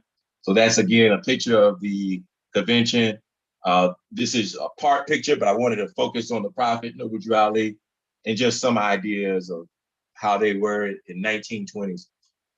This demonstration is actually one of my favorite, but I don't have the full one, but this is just, again, I had to zoom it in so you can kind of see some of the dress of the Asiatic Muslims there at that time. Next slide, please. All right, let's get to this next definition. Define order, circa 1200. Okay, a body of persons living under a religious discipline. Okay, gives the French demonstration of order, position, a state, rule, regulation, or religious order. Let's keep that in our dial plate as well. 11th century, from the earlier ordering, from the Latin orderium. Okay, and then it goes and breaks down some things that, I want you guys to keep in mind. The order, we say get in order, get in line, get in row, get in rank. Okay, a series of pattern. Okay, arrangement, routine. Routine. Originally a row of threads of a loom. Again and again, row, order.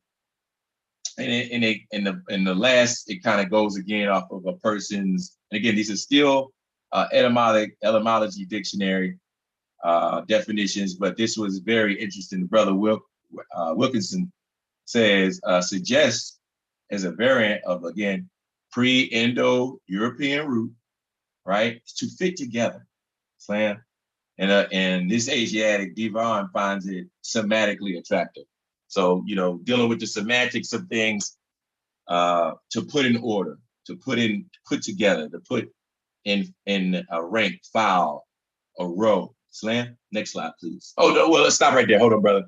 I'm going to talk about this picture. This picture right here, I try to keep an open eye. And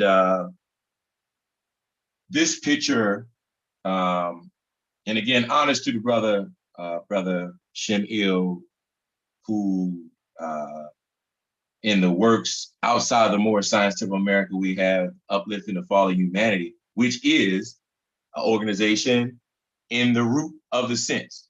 So, even with the Uplifting Fallen Humanity demonstration, that is to be a arm to the Moorish Science Temple of America Federation.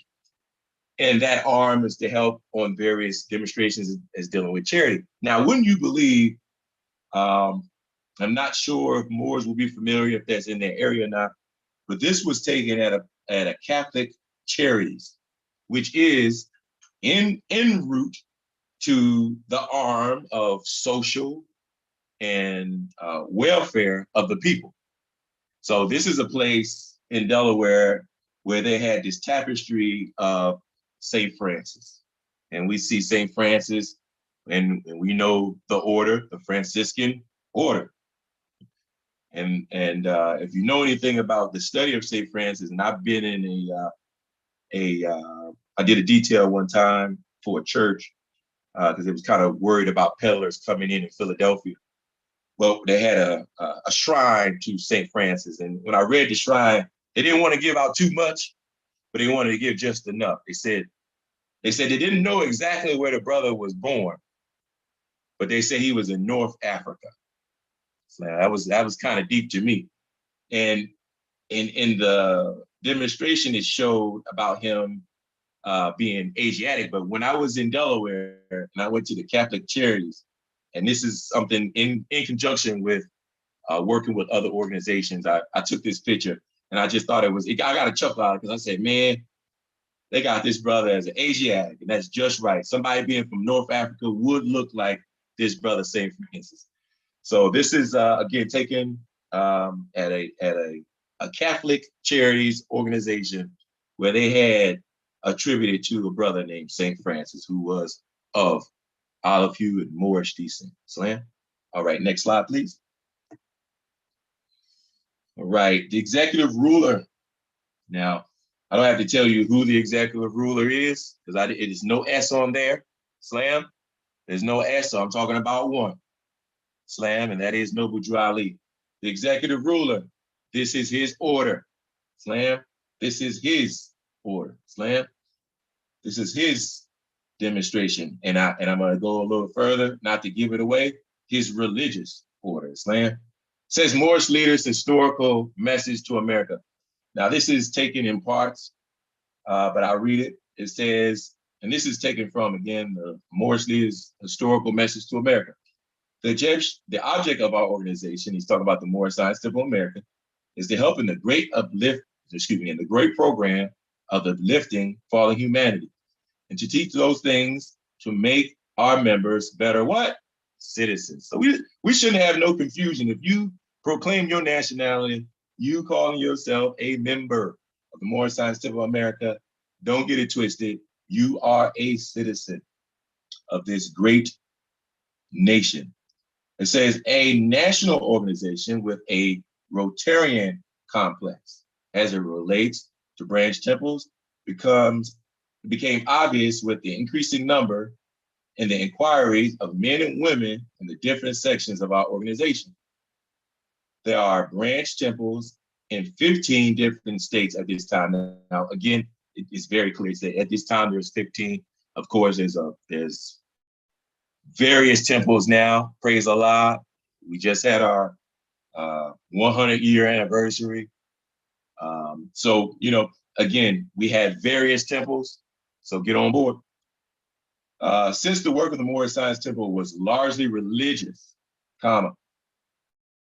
the organization has been legally changed to a religious corporation, and an affidavit to this effect has been properly filed in Cook County Recorder's Office of Illinois. Slam. Now, I took inserts from this to kind of give you what the meat and bones that I wanted you to get tonight.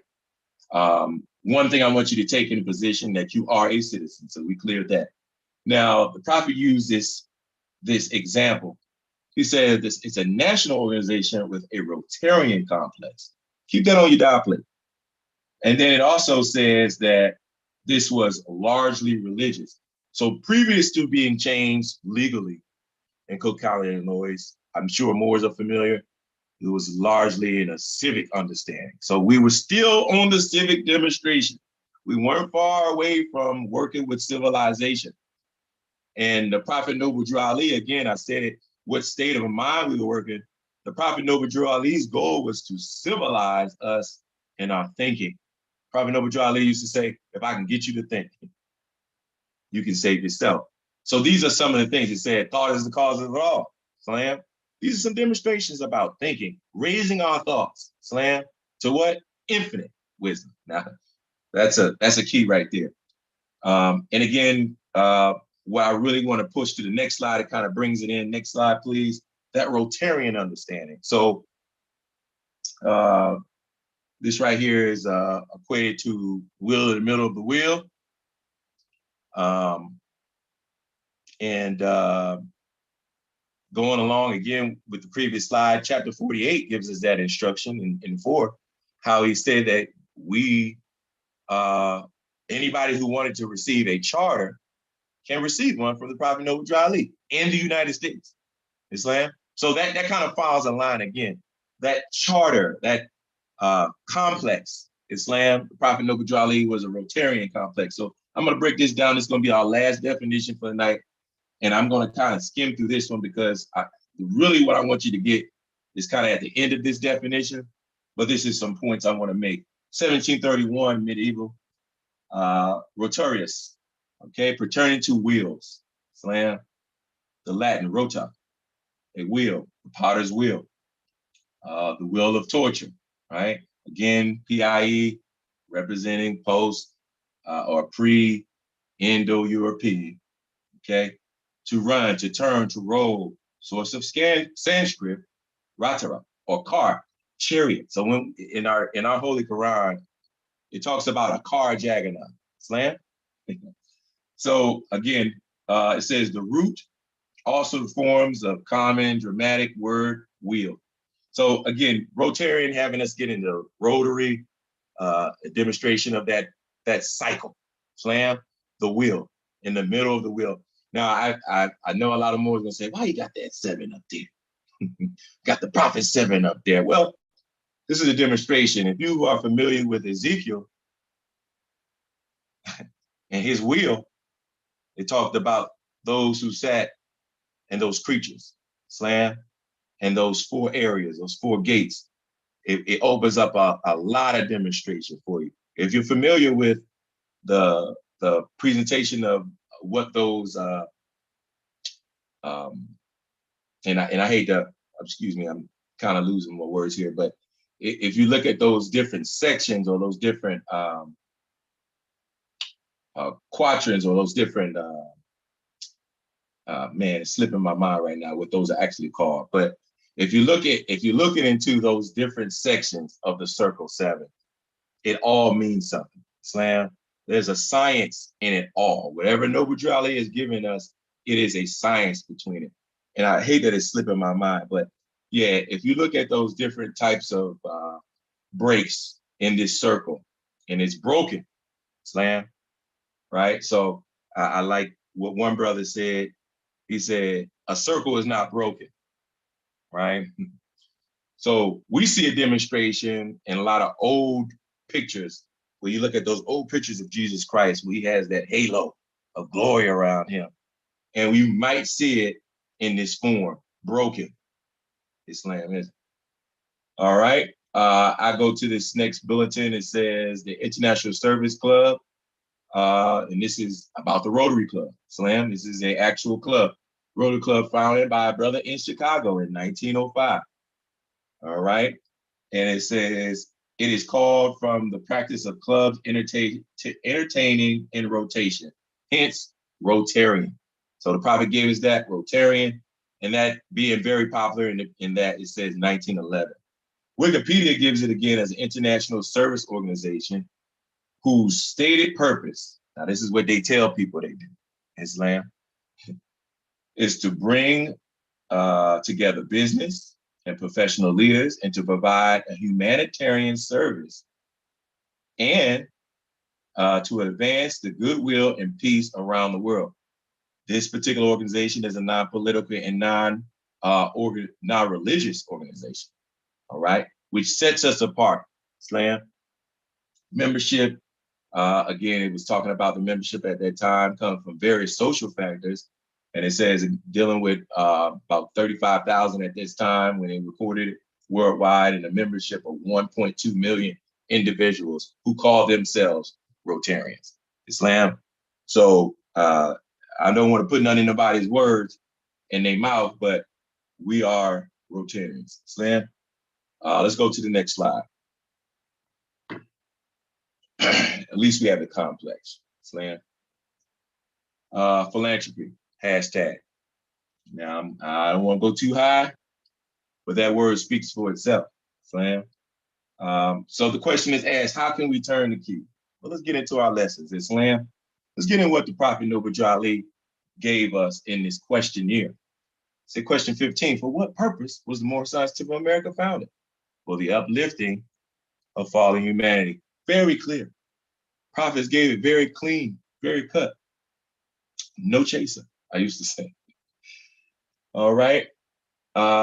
Question 16, the Prophet expounds on that demonstration. And how did the Prophet, not Brother J. Howard-Bey, not Ras-Bey, not Shemil, not any other Sheik that you might be under the tutelage of, how did the Prophet begin to uplift the Moorish Americans by teaching them to be themselves? Going back again to that chapter 45, talking about how we are those who are the key holders. Islam, giving you different various nationalities, i.e. civilizations. And we've seen some pictures earlier. All right, so that's very clean, very cut. No chasing. It says the Holy Quran, Moorish Science Temple of America. We go to chapter 28 real quick, and we get into some of the social aspects again, because I'm trying to bring it all into one aspect of thinking. Islam. The brother Dingalil said, if you can follow my train of thought, so hopefully you can follow this train of thought. So I've showed you our main objective is to uplift fallen humanity to the utmost of our variability. Let's go to chapter 29. And the title of that again is, and again, chapter 29, magistrate and subject. And now I'm not going to read it in whole, but I'm going to read very brief about that power that I spoke on earlier. Slam. And if you didn't have an understanding, hopefully this chapter will give you an understanding. Slam. It says, instruction 1, O thou, the favorite of heaven, whom sons of men, comma. So that's brothers and sisters. And I'll probably say, when I say male, I see man and female. Slam. So I ain't gonna take it away from no brothers. I ain't gonna take it away from no sisters. When you see man, you see male and female. Slam. Thy equals, comma, have agreed to rise to sovereign power. I know it's not a period of comma there, but I just want to say that's the only place you're gonna see sovereign in our Quran. Slam. Now leave that alone. Agree to raise to sovereign power and set as a ruler over themselves. Consider the ends of thy importance, of thy trust. Those who got the keys, consider it. Says far more than the dignity and the height of thy station. Those who got the keys, you are clothed in purple, comma, and seated upon a throne. That throne is very much the Moorish Science Temple of America. Take your place, Slam. That throne, you can take your seat, Slam. And a crown of majesty invested in thy temples. Now we have, like the prophet said, at that time 15, but we have much more now. So that majesty, that lesson that we teaching in our temples is invested in there. It says the scepter of power is placed in thy hand. Now, I'm gonna go ahead and say the key is placed in thy hand, Slam, but not for thyself with these insignia is given, or ensigns given, not meant for thy own, but for the good of the kingdom. Slam, for the good of the kingdom. So that's a demonstration of us not being selfish with our power. Slam, Prophet Noble Jali didn't tell you all this so you can be boastful, to be prideful. He did it for a reason. He did it so you can go out and do what we were supposed to do, uplift fallen humanity. And if I was to take a blueprint of how to do that, teach your brothers and sisters when we go out in our everyday lives about themselves. Say, brother, I'm telling you, it go a long way. You say, hey, brother, man, we some powerful people in Egypt, brother. Sister woman, in Mesopotamia, we was doing great things. The law came out of Mesopotamia, sister. Reminding them of themselves, Islam. because we are what our ancient forefathers are, without doubt or contradiction. And I know there's no person on the line, offline that can change that, because that's the decent nature. Slam. All right. We're going to go to chapter 30 in the slides, social duties. Now, the prophet just gave it to you. Again, social duties. How can we be social? How can we do that? How can we take it a step further, Brother J. Howard-Bey? Brother Sheik, brother?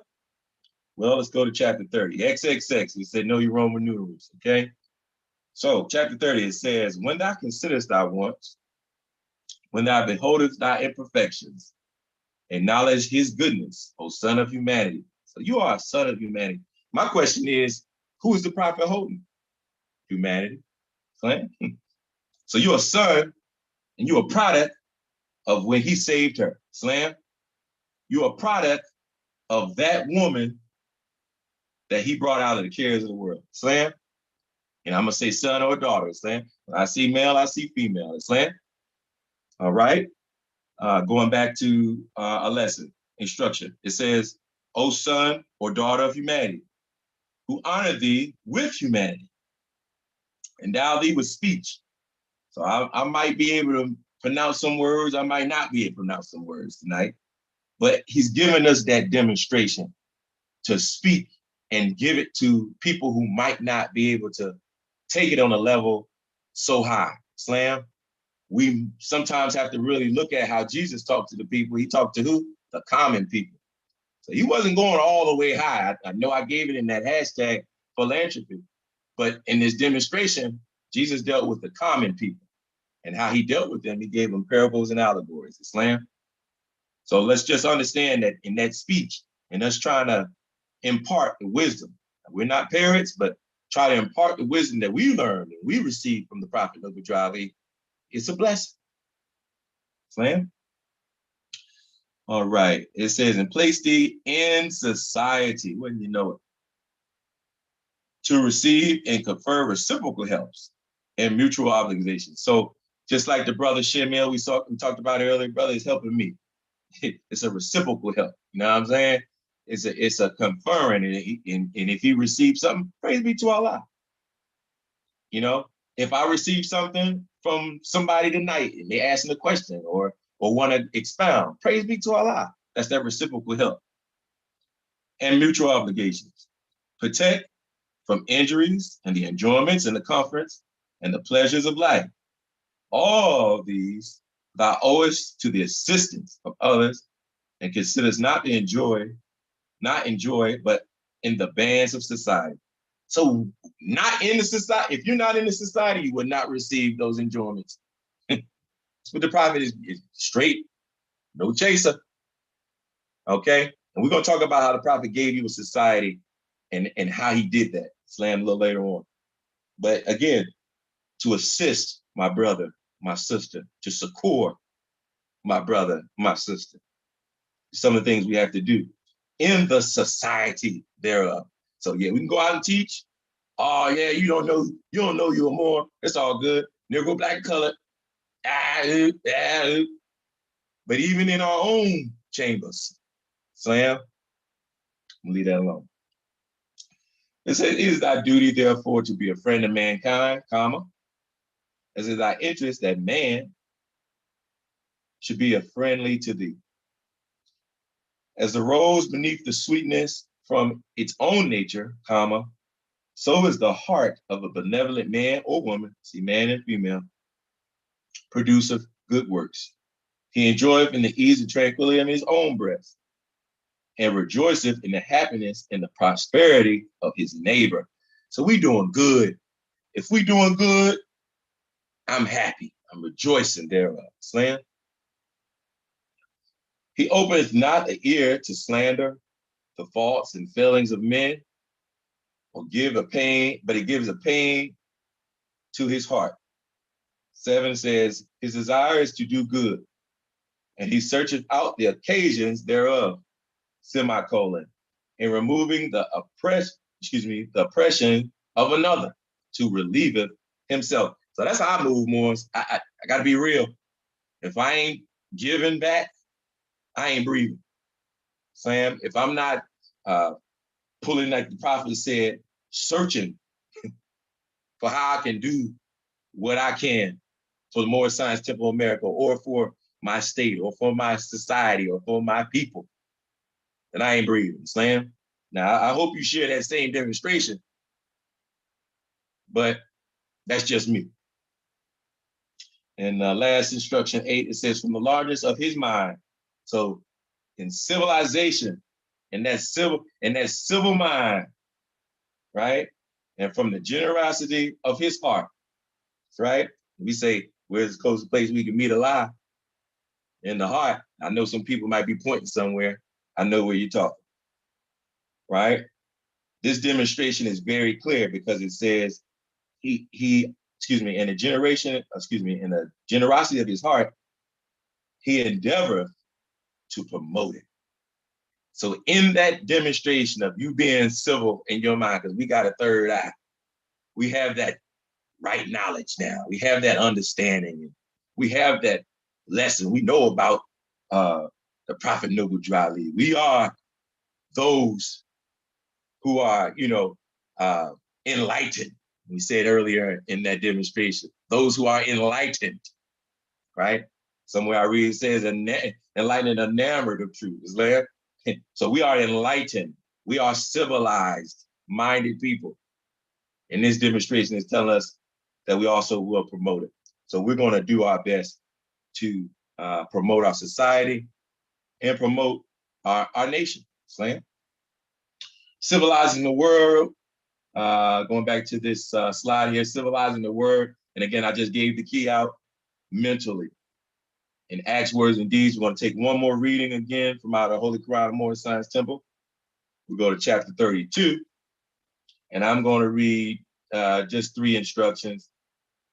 Again, now this is something that comes to me. 7, it says, the griefs and anxieties of men excite his compassion. So if a brother or sister is out there and they say, if a brother or sister in Allah says they're asking for help, forsake them not. Slam, forsake them not. Don't turn your back on your brother and sister. This is a social duty that we all have. Slam, outside of Moorish Science Temple and within. Slam. All right, it excites thee in his compassion. He endeavors to alleviate the weight and their misfortunes, and the pleasures of the success rewardeth his labor. He calmeth the fury, he healeth the quarrels of angry men. He preventeth the mischiefs and strife of animosity. He promoteth in his neighborhood peace and goodwill, and his name is repeated with the praise and benedictions. Moors, I ain't looking for all that, but in the demonstration is very clear. In our neighborhoods, in our temples, again, we have a duty to do. We can call it social. Slam, we can call it charity. Slam, because we know where it starts. It starts at home. And yeah, that's just what I got for you on that demonstration there. Let's go to the next slide, brother. Now, I did a lot of talking about other groups. Now I'm going to give you a demonstration. It's a humanity pamphlet. And again, this is, I hope you're starting to follow this train of thought. We'll be dealing with uplifting, fallen humanity, how to do it, what we've done. And this is some things that the Prophet Noble Drali has set in a plan in this slide that I want to share with you all. You may have seen it, you may have not. Praise Allah. This is Supreme Grand Business Manager. At this time, it was Brother Claude Green Bay.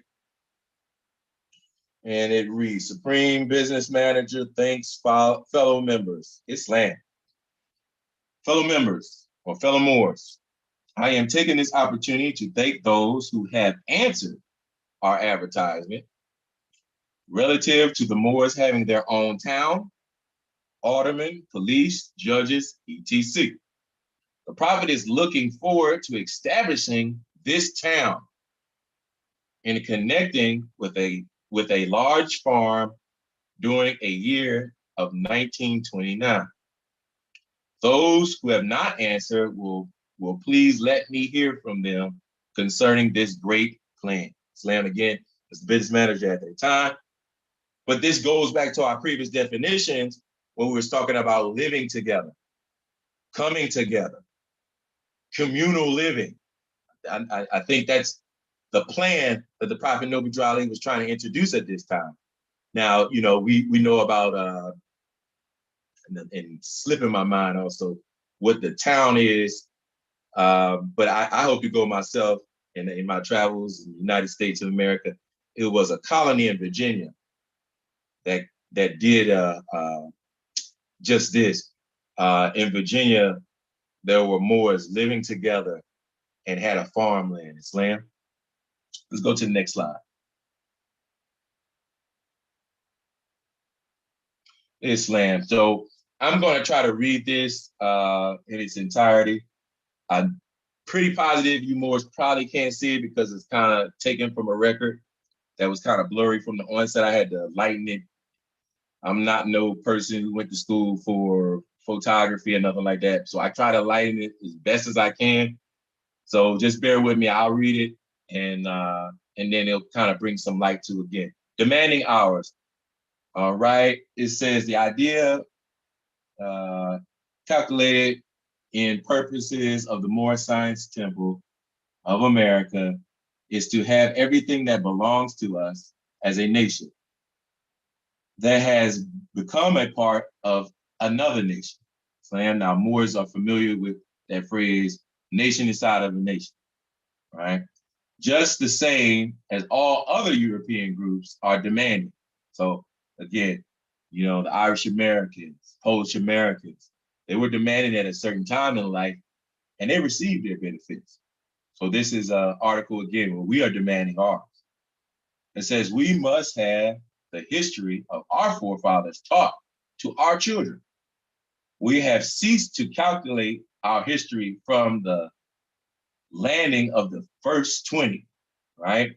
Now, this is a demonstration talking about, you know, the 13 colonies and demonstration. We're not going to be satisfied in getting that watered down history, Slam, of the first 20 of the close of the Civil War. Because after the Civil War, we started talking about, you know, coming out of slavery. Even today, we start at slavery, like we can not go anywhere else. All right. It says, when all records of the tombs in the old world are proclaiming our glory and nations. It says, we have come now demanding that we be given credit for the great work done in the past by our ancestors. We're not asking others to give these records to the world, but we demand that such records be broadcasted in the four winds by us and for us. So that's us taking that initiative. We're not going to rely on someone else to tell our story, Islam.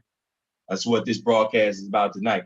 Not relying on ancient aliens, Islamism. Not relying on the History Channel as a whole, Islam.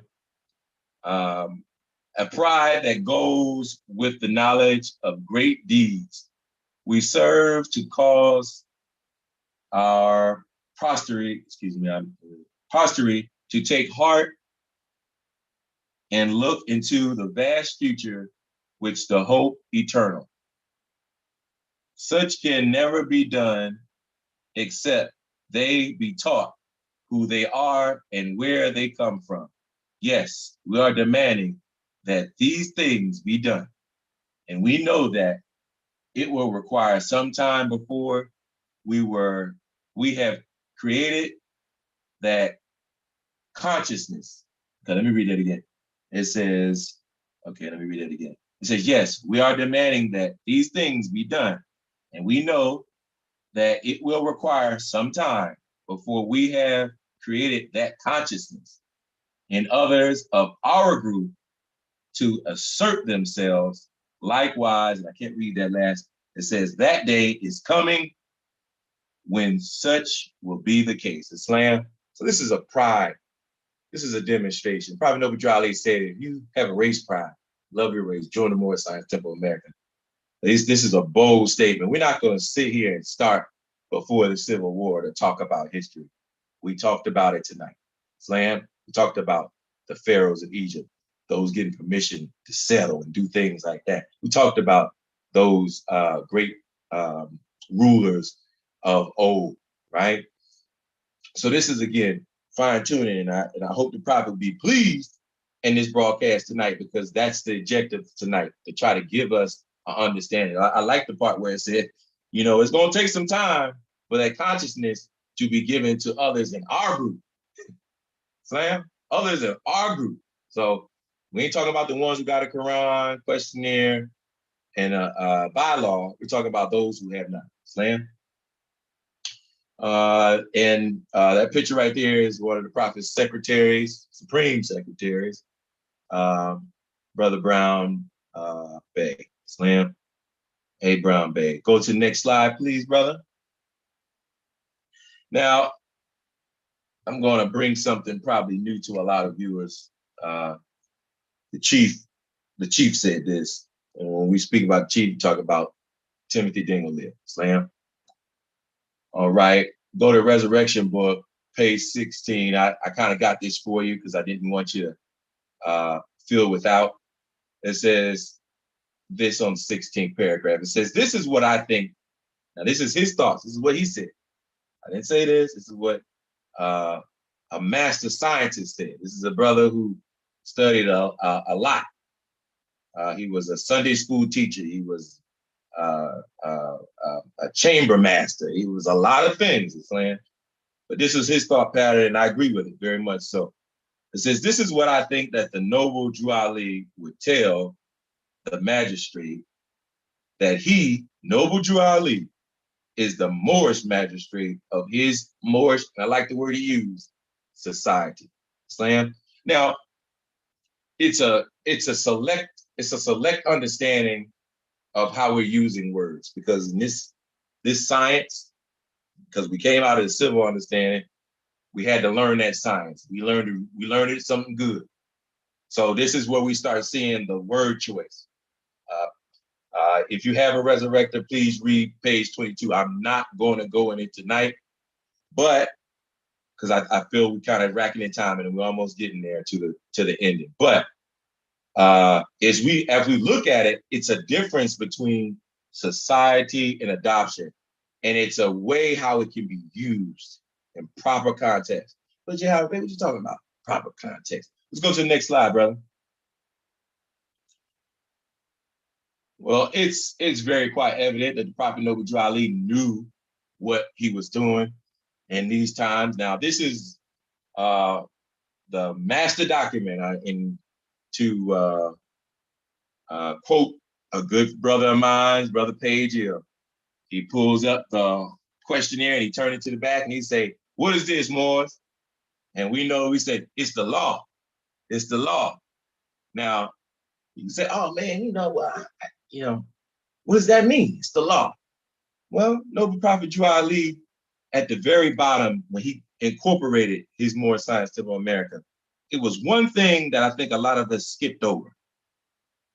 Yeah, it said the Cook Calendar Noels and day of, Sheiks were made and gave some names. These names are all transitioned at this present time, but there were some names that he put as, and he used the word Sheiks. And the demonstration came along where he said this was to appoint and appoint and anoint and consecrate missionaries. And he also said that the Moorish Science Temple of America adopted as its corporate name the following: Moorish Science Temple of America at a said meeting. Now he used that. He used that in proper context, Islam. And then at the very bottom of that, he said, see Hers Revised Statutes, chapter 32, 36, right? And it says, or appointed or warden or vestryman or whatever the name they may adopt. Again, that word keep coming up because it's very important. The science thereof of the word adopt is being used. I hope you're paying attention. We have been adopted by our Father. I said he was my father, our spiritual father, Noble Drew Ali. He adopted us. He adopted us because in this position, I was a beggar. And in this position, my mind was a beggar. And in that position, I was in a Negro state of mind. I was in a colored state of mind. I was in a black state of mind. And my thought pattern was Negro, black, and color. Believe that. You couldn't tell me I wasn't the toughest Negro. You couldn't tell me I wasn't the darkest color, and such and so forth. But in that action was a reaction, Slam, that we talked about in the Constitution, that these names just ain't cutting it, Negro, black, and color. So when the Prophet Noble Jolly adopted me, he said, "What is your nationality?" I had to say, "Moorish American." But I like what he said. He said, "What is his nationality?" Moorish American. He adopted me, Islam. He adopted me because he was, I am today, Islam. So that adoption is very important. And some of us need to still be adopted today. All right, so what we're looking at right now is the HERS revised statutes. This is the oldest that I can find. You might have seen it, you might not. Again, HERS revised statutes named after a brother, Harvey-Bey Herd, right? This one is in 1847, this particular publication. And I want to get to that in the next slide because I want y'all to catch something here. All right. So this was the law. So when Brother Page, he said this was the law. This was the template that Noble Drew Ali demonstrated off of. That's why we got that instruction to see it, because I can show you better than I can tell you. This is the corporations demonstration, chapter 32. And it has various sections. I think the section go out to 30. Let's see, I think it goes up to 60. It's 59 to 60. I'm sorry. It's kind of blurred, but it's pretty lengthy. But in those sections, we got how it is to establish the organization. Let's go to the next slide. And you see, boy, hold on. I'm sorry, brother. I'm sorry. Go back real quick. I know y'all saw it, but changing name. You see that? To the right bracket, it says changing name and place of business, increasing and decreasing capital stocks. Okay. Now this is very deep. A lot of Moors will take a lot of ideals and praise Allah for the thought patterns of those Moors. They say, "Oh man, you know the trust, the trust. You know the demonstrations." Well, we know certain things as we learned in time, Slam, about Brother Binga that the Prophet Noble Drew Ali was working with. Brother Binga, who was pivotal of Binga Bank, Asiatic-owned bank. Again, I love banks. I mean, I love movies. So the movie The Banker, that's what it's about.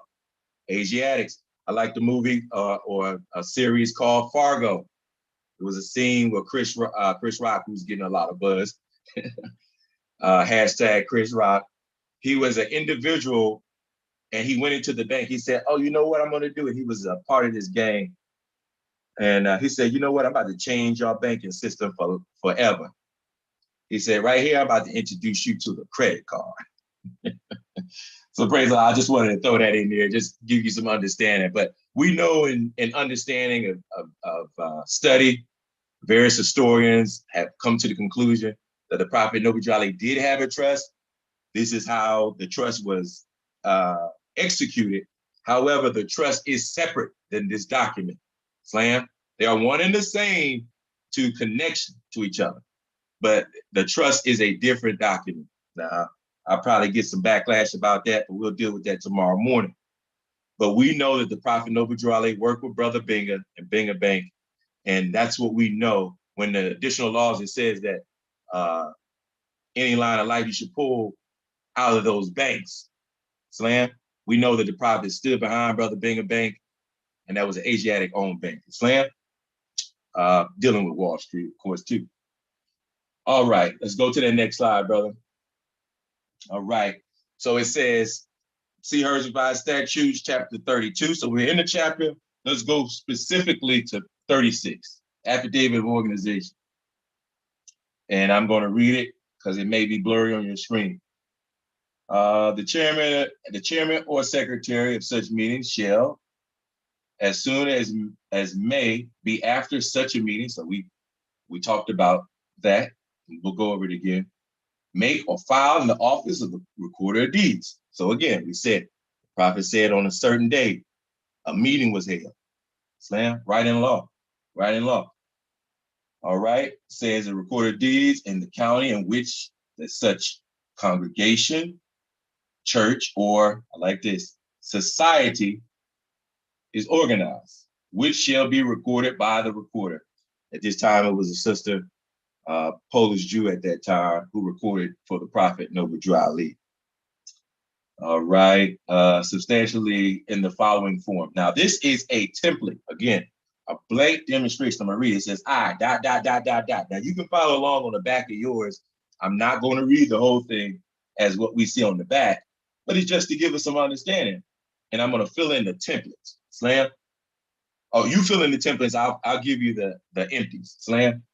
So it says state of Illinois County. All right. Subsection SS. When you see on that, you see SS means subsection. Okay. So we deal with the subsection. All right. And it says, I blank, blank, blank, blank, blank. Do solemnly swear or affirm as a case, and this is on quotations, may be. So you can swear or affirm. Prophet chose to swear.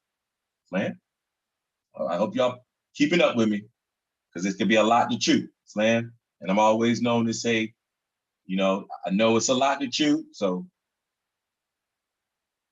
chew the meat or chew the manna, spit out the bone, spit out the gristle. Slam.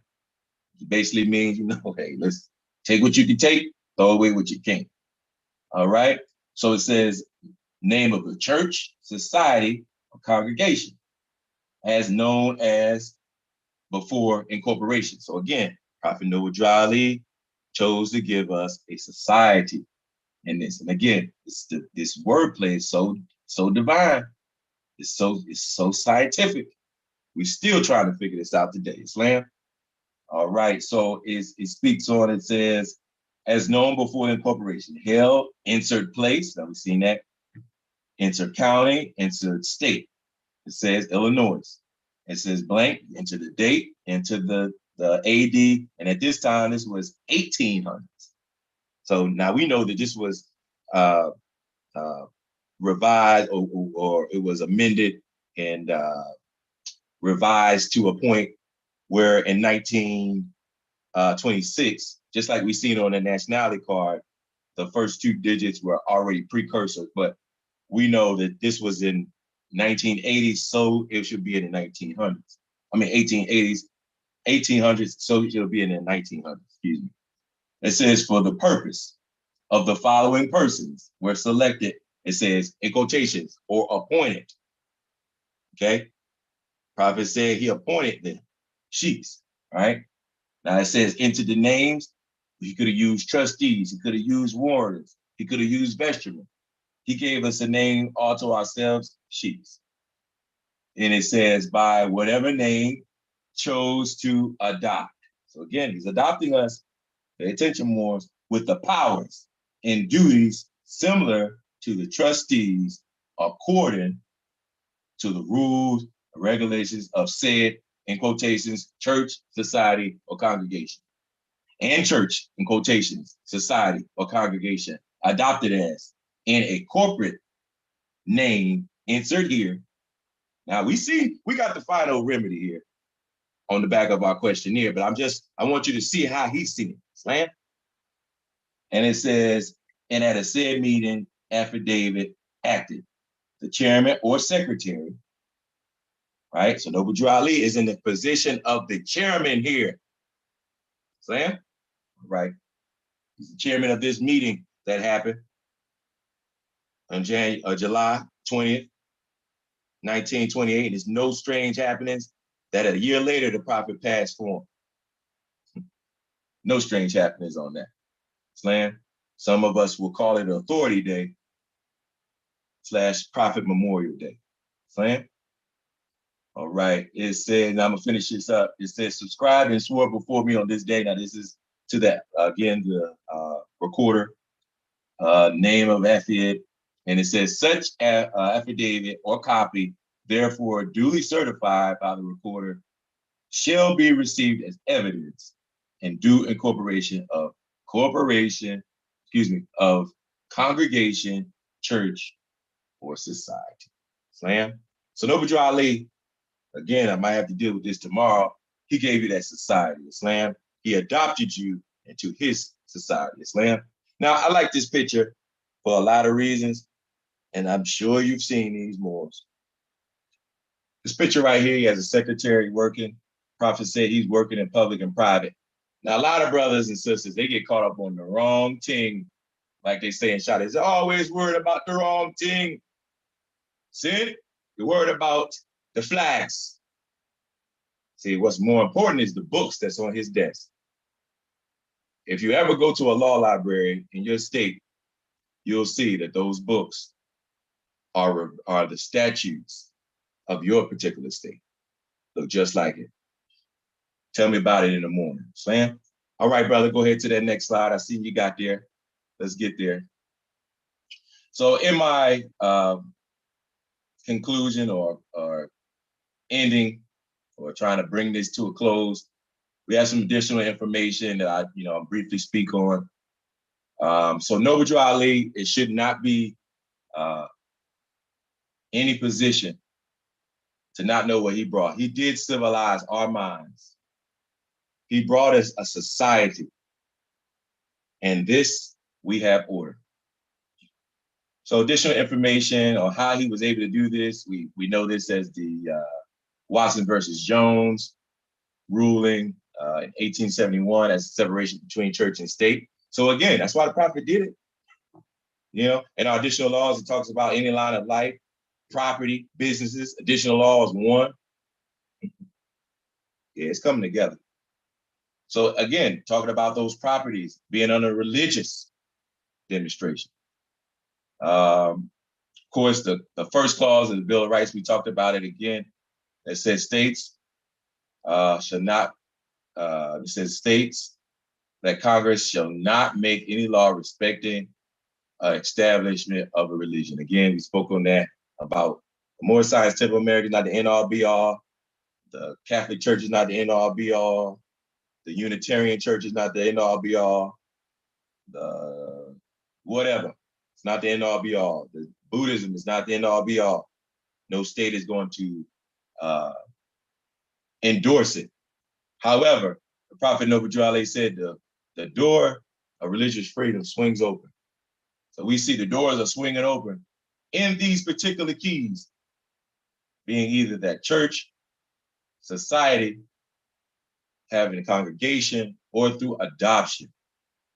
And I just have to end it off. If you have any other question, the question to ask is, what is your religion? Islamism. So the Prophet Noble Drew Ali giving us that religious freedom, that religious understanding, and who we are as Moorish Americans and Asiatics of North, South, and Central America. Prophet Noble Drew Ali giving us understanding that we will not be tossed to the side. We're going to demand ours. Slam. Prophet Noble Drew Ali giving us understanding, said, hey man, I'm not Negro, black, and colored. Noble Drew Ali told me again that my people are great people, the founders of whole civilizations and cities. And you got to realize that's a great task. They said if the city was holy, the people of that city must be holy. So us being of a holy people, and we spoke about earlier, where the people went, there was the holy city therein. We know various holy cities. Slam, not just in Mecca, Nepal. You have cities in India, very, very holy cities, where the people thereof, there is the holiness in that land. So, in my conclusion, I just want to say that it was an honor to speak on civilized social order to you all. I hope, again, like I always say, what I said was beneficial. I'm always open for critique. I'm always open for a position of information. I'm very open to the comments, and I'll be reading them for the next few days just to see what people are saying. But praise Allah again. I give honors again to Brother Shemel for giving me this opportunity, this time to speak about topic number 3, civilized social order. And if you don't know, now you know. The civilized mind that we have now, we do have a duty, the social demonstration and social duties. we have to act on that. And of course, in the proper order of things, I'm glad to be a member of the Moorish Science Temple of America, Islam. With that, I'm gonna say peace, and I turn it back over to the moderator, Brother Shimil. Thank you, brother. Islam, brother. Thank you. Gratitude for that excellent demonstration. One of the things I want to say is that I appreciate how thorough you were in your presentation. Great too. And you know, you dropped some serious jewels in there. What I like to do before I want to open up the opportunity for people in the chat to post any questions that they may have about what they've seen thus far. But while I give them an opportunity to do that, I just want to take this time to actually acknowledge everyone so far that I've seen on the chat. Brother Bay, William Blast, Kinky Curly Straight Talk, Anthony Culberson, Lakima Atabey Roll Bay, Frank Padron from Hollywood, Florida, and Jarrell English. Brother Jarrell, my man Jarrell, peace. So definitely I want to say peace to everyone out there. For those who may be interested, they may not have questions now, but they may come across a question later on. They may want to hit you up. Also, you know, there may be some people in the Delaware area who, for the first time, is just finding out about this type of information. They're not aware that that these teachings are being taught in the state of Delaware. How could they get in touch with you, brother? Islamism. So give a shameless plug real quick. I'll give my phone number. Again, I'm open. I pretty much have my lines open to anyone with questions, concerns, or even comments. You can contact me, area code 302-507-4753. I'll give it again. The area code will be 302-507-4753. I will say, if the Moors will be patient with me as I am with them, if you don't get me, if it goes to voicemail immediately, it's probably because I'm in court. I'm in court most of the days due to toil. But just, you know, leave me a message. Praise Allah, I will get back with you within 24 hours. I do pride myself with trying to get back with folks and not make them feel less than. I definitely believe every soul is precious to Allah and precious to me. So you can call me directly. As far as like the meetings, very much so. We will be opening up for those who are interested in Delaware and outside of Delaware as well, opening up the Zoom demonstrations on Fridays next month. So that's something to look forward to. So remotely, if you can't get out or what have you to a location, what we'll do is we'll just try to make sure you get on the broadcast. Those broadcasts will be at an old place that we have some good history with at Rose Hill Community Center. And those classes will be open to the public Friday, 8 o'clock. And when you guys give me a call, or if those are interested, on a case-by-case basis, I'll go ahead and give that information out as far as if we have any other events or other kind of actions happening in Delaware just to be seen or come out and support. Indeed. Gratitude. Appreciate that. And I want to say this for those who caught it. I want to put out the disclaimer. The brother is in court not because he has a case pending. His brother is not in trouble with the law.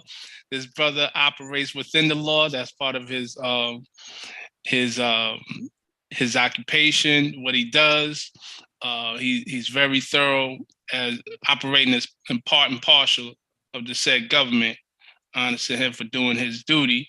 And I also want to just put that in context. In addition, I want to say, I want to put a shout out to everybody who's been on this presentation. Like I said, definitely shout out to the Copper Child, Mike L. in the building. He says, the Copper Child, Mike L. says, thanks for sharing your talent and wisdom with the world. Thank you, brother, for that comment. Thank you for your for tuning in. And so, absolutely, that brother, we've actually done a presentation together before as well. Probably do another one soon. Now, I just want to say, I'm not going to tarry on. We've been on here for over 2 hours. And Yes, while I know my brother's in Texas, so he's on Central Time. I'm on Eastern Time, so you know. Yeah. So what was the last words that Jesus uttered? It is finished. It is finished. Honest to everybody on the stream. Be sure to check us out. And we're going to do this again, Mo. So with that, honest to you, brother. I appreciate you as always. And we'll be talking soon. Peace, everyone. Peace and love.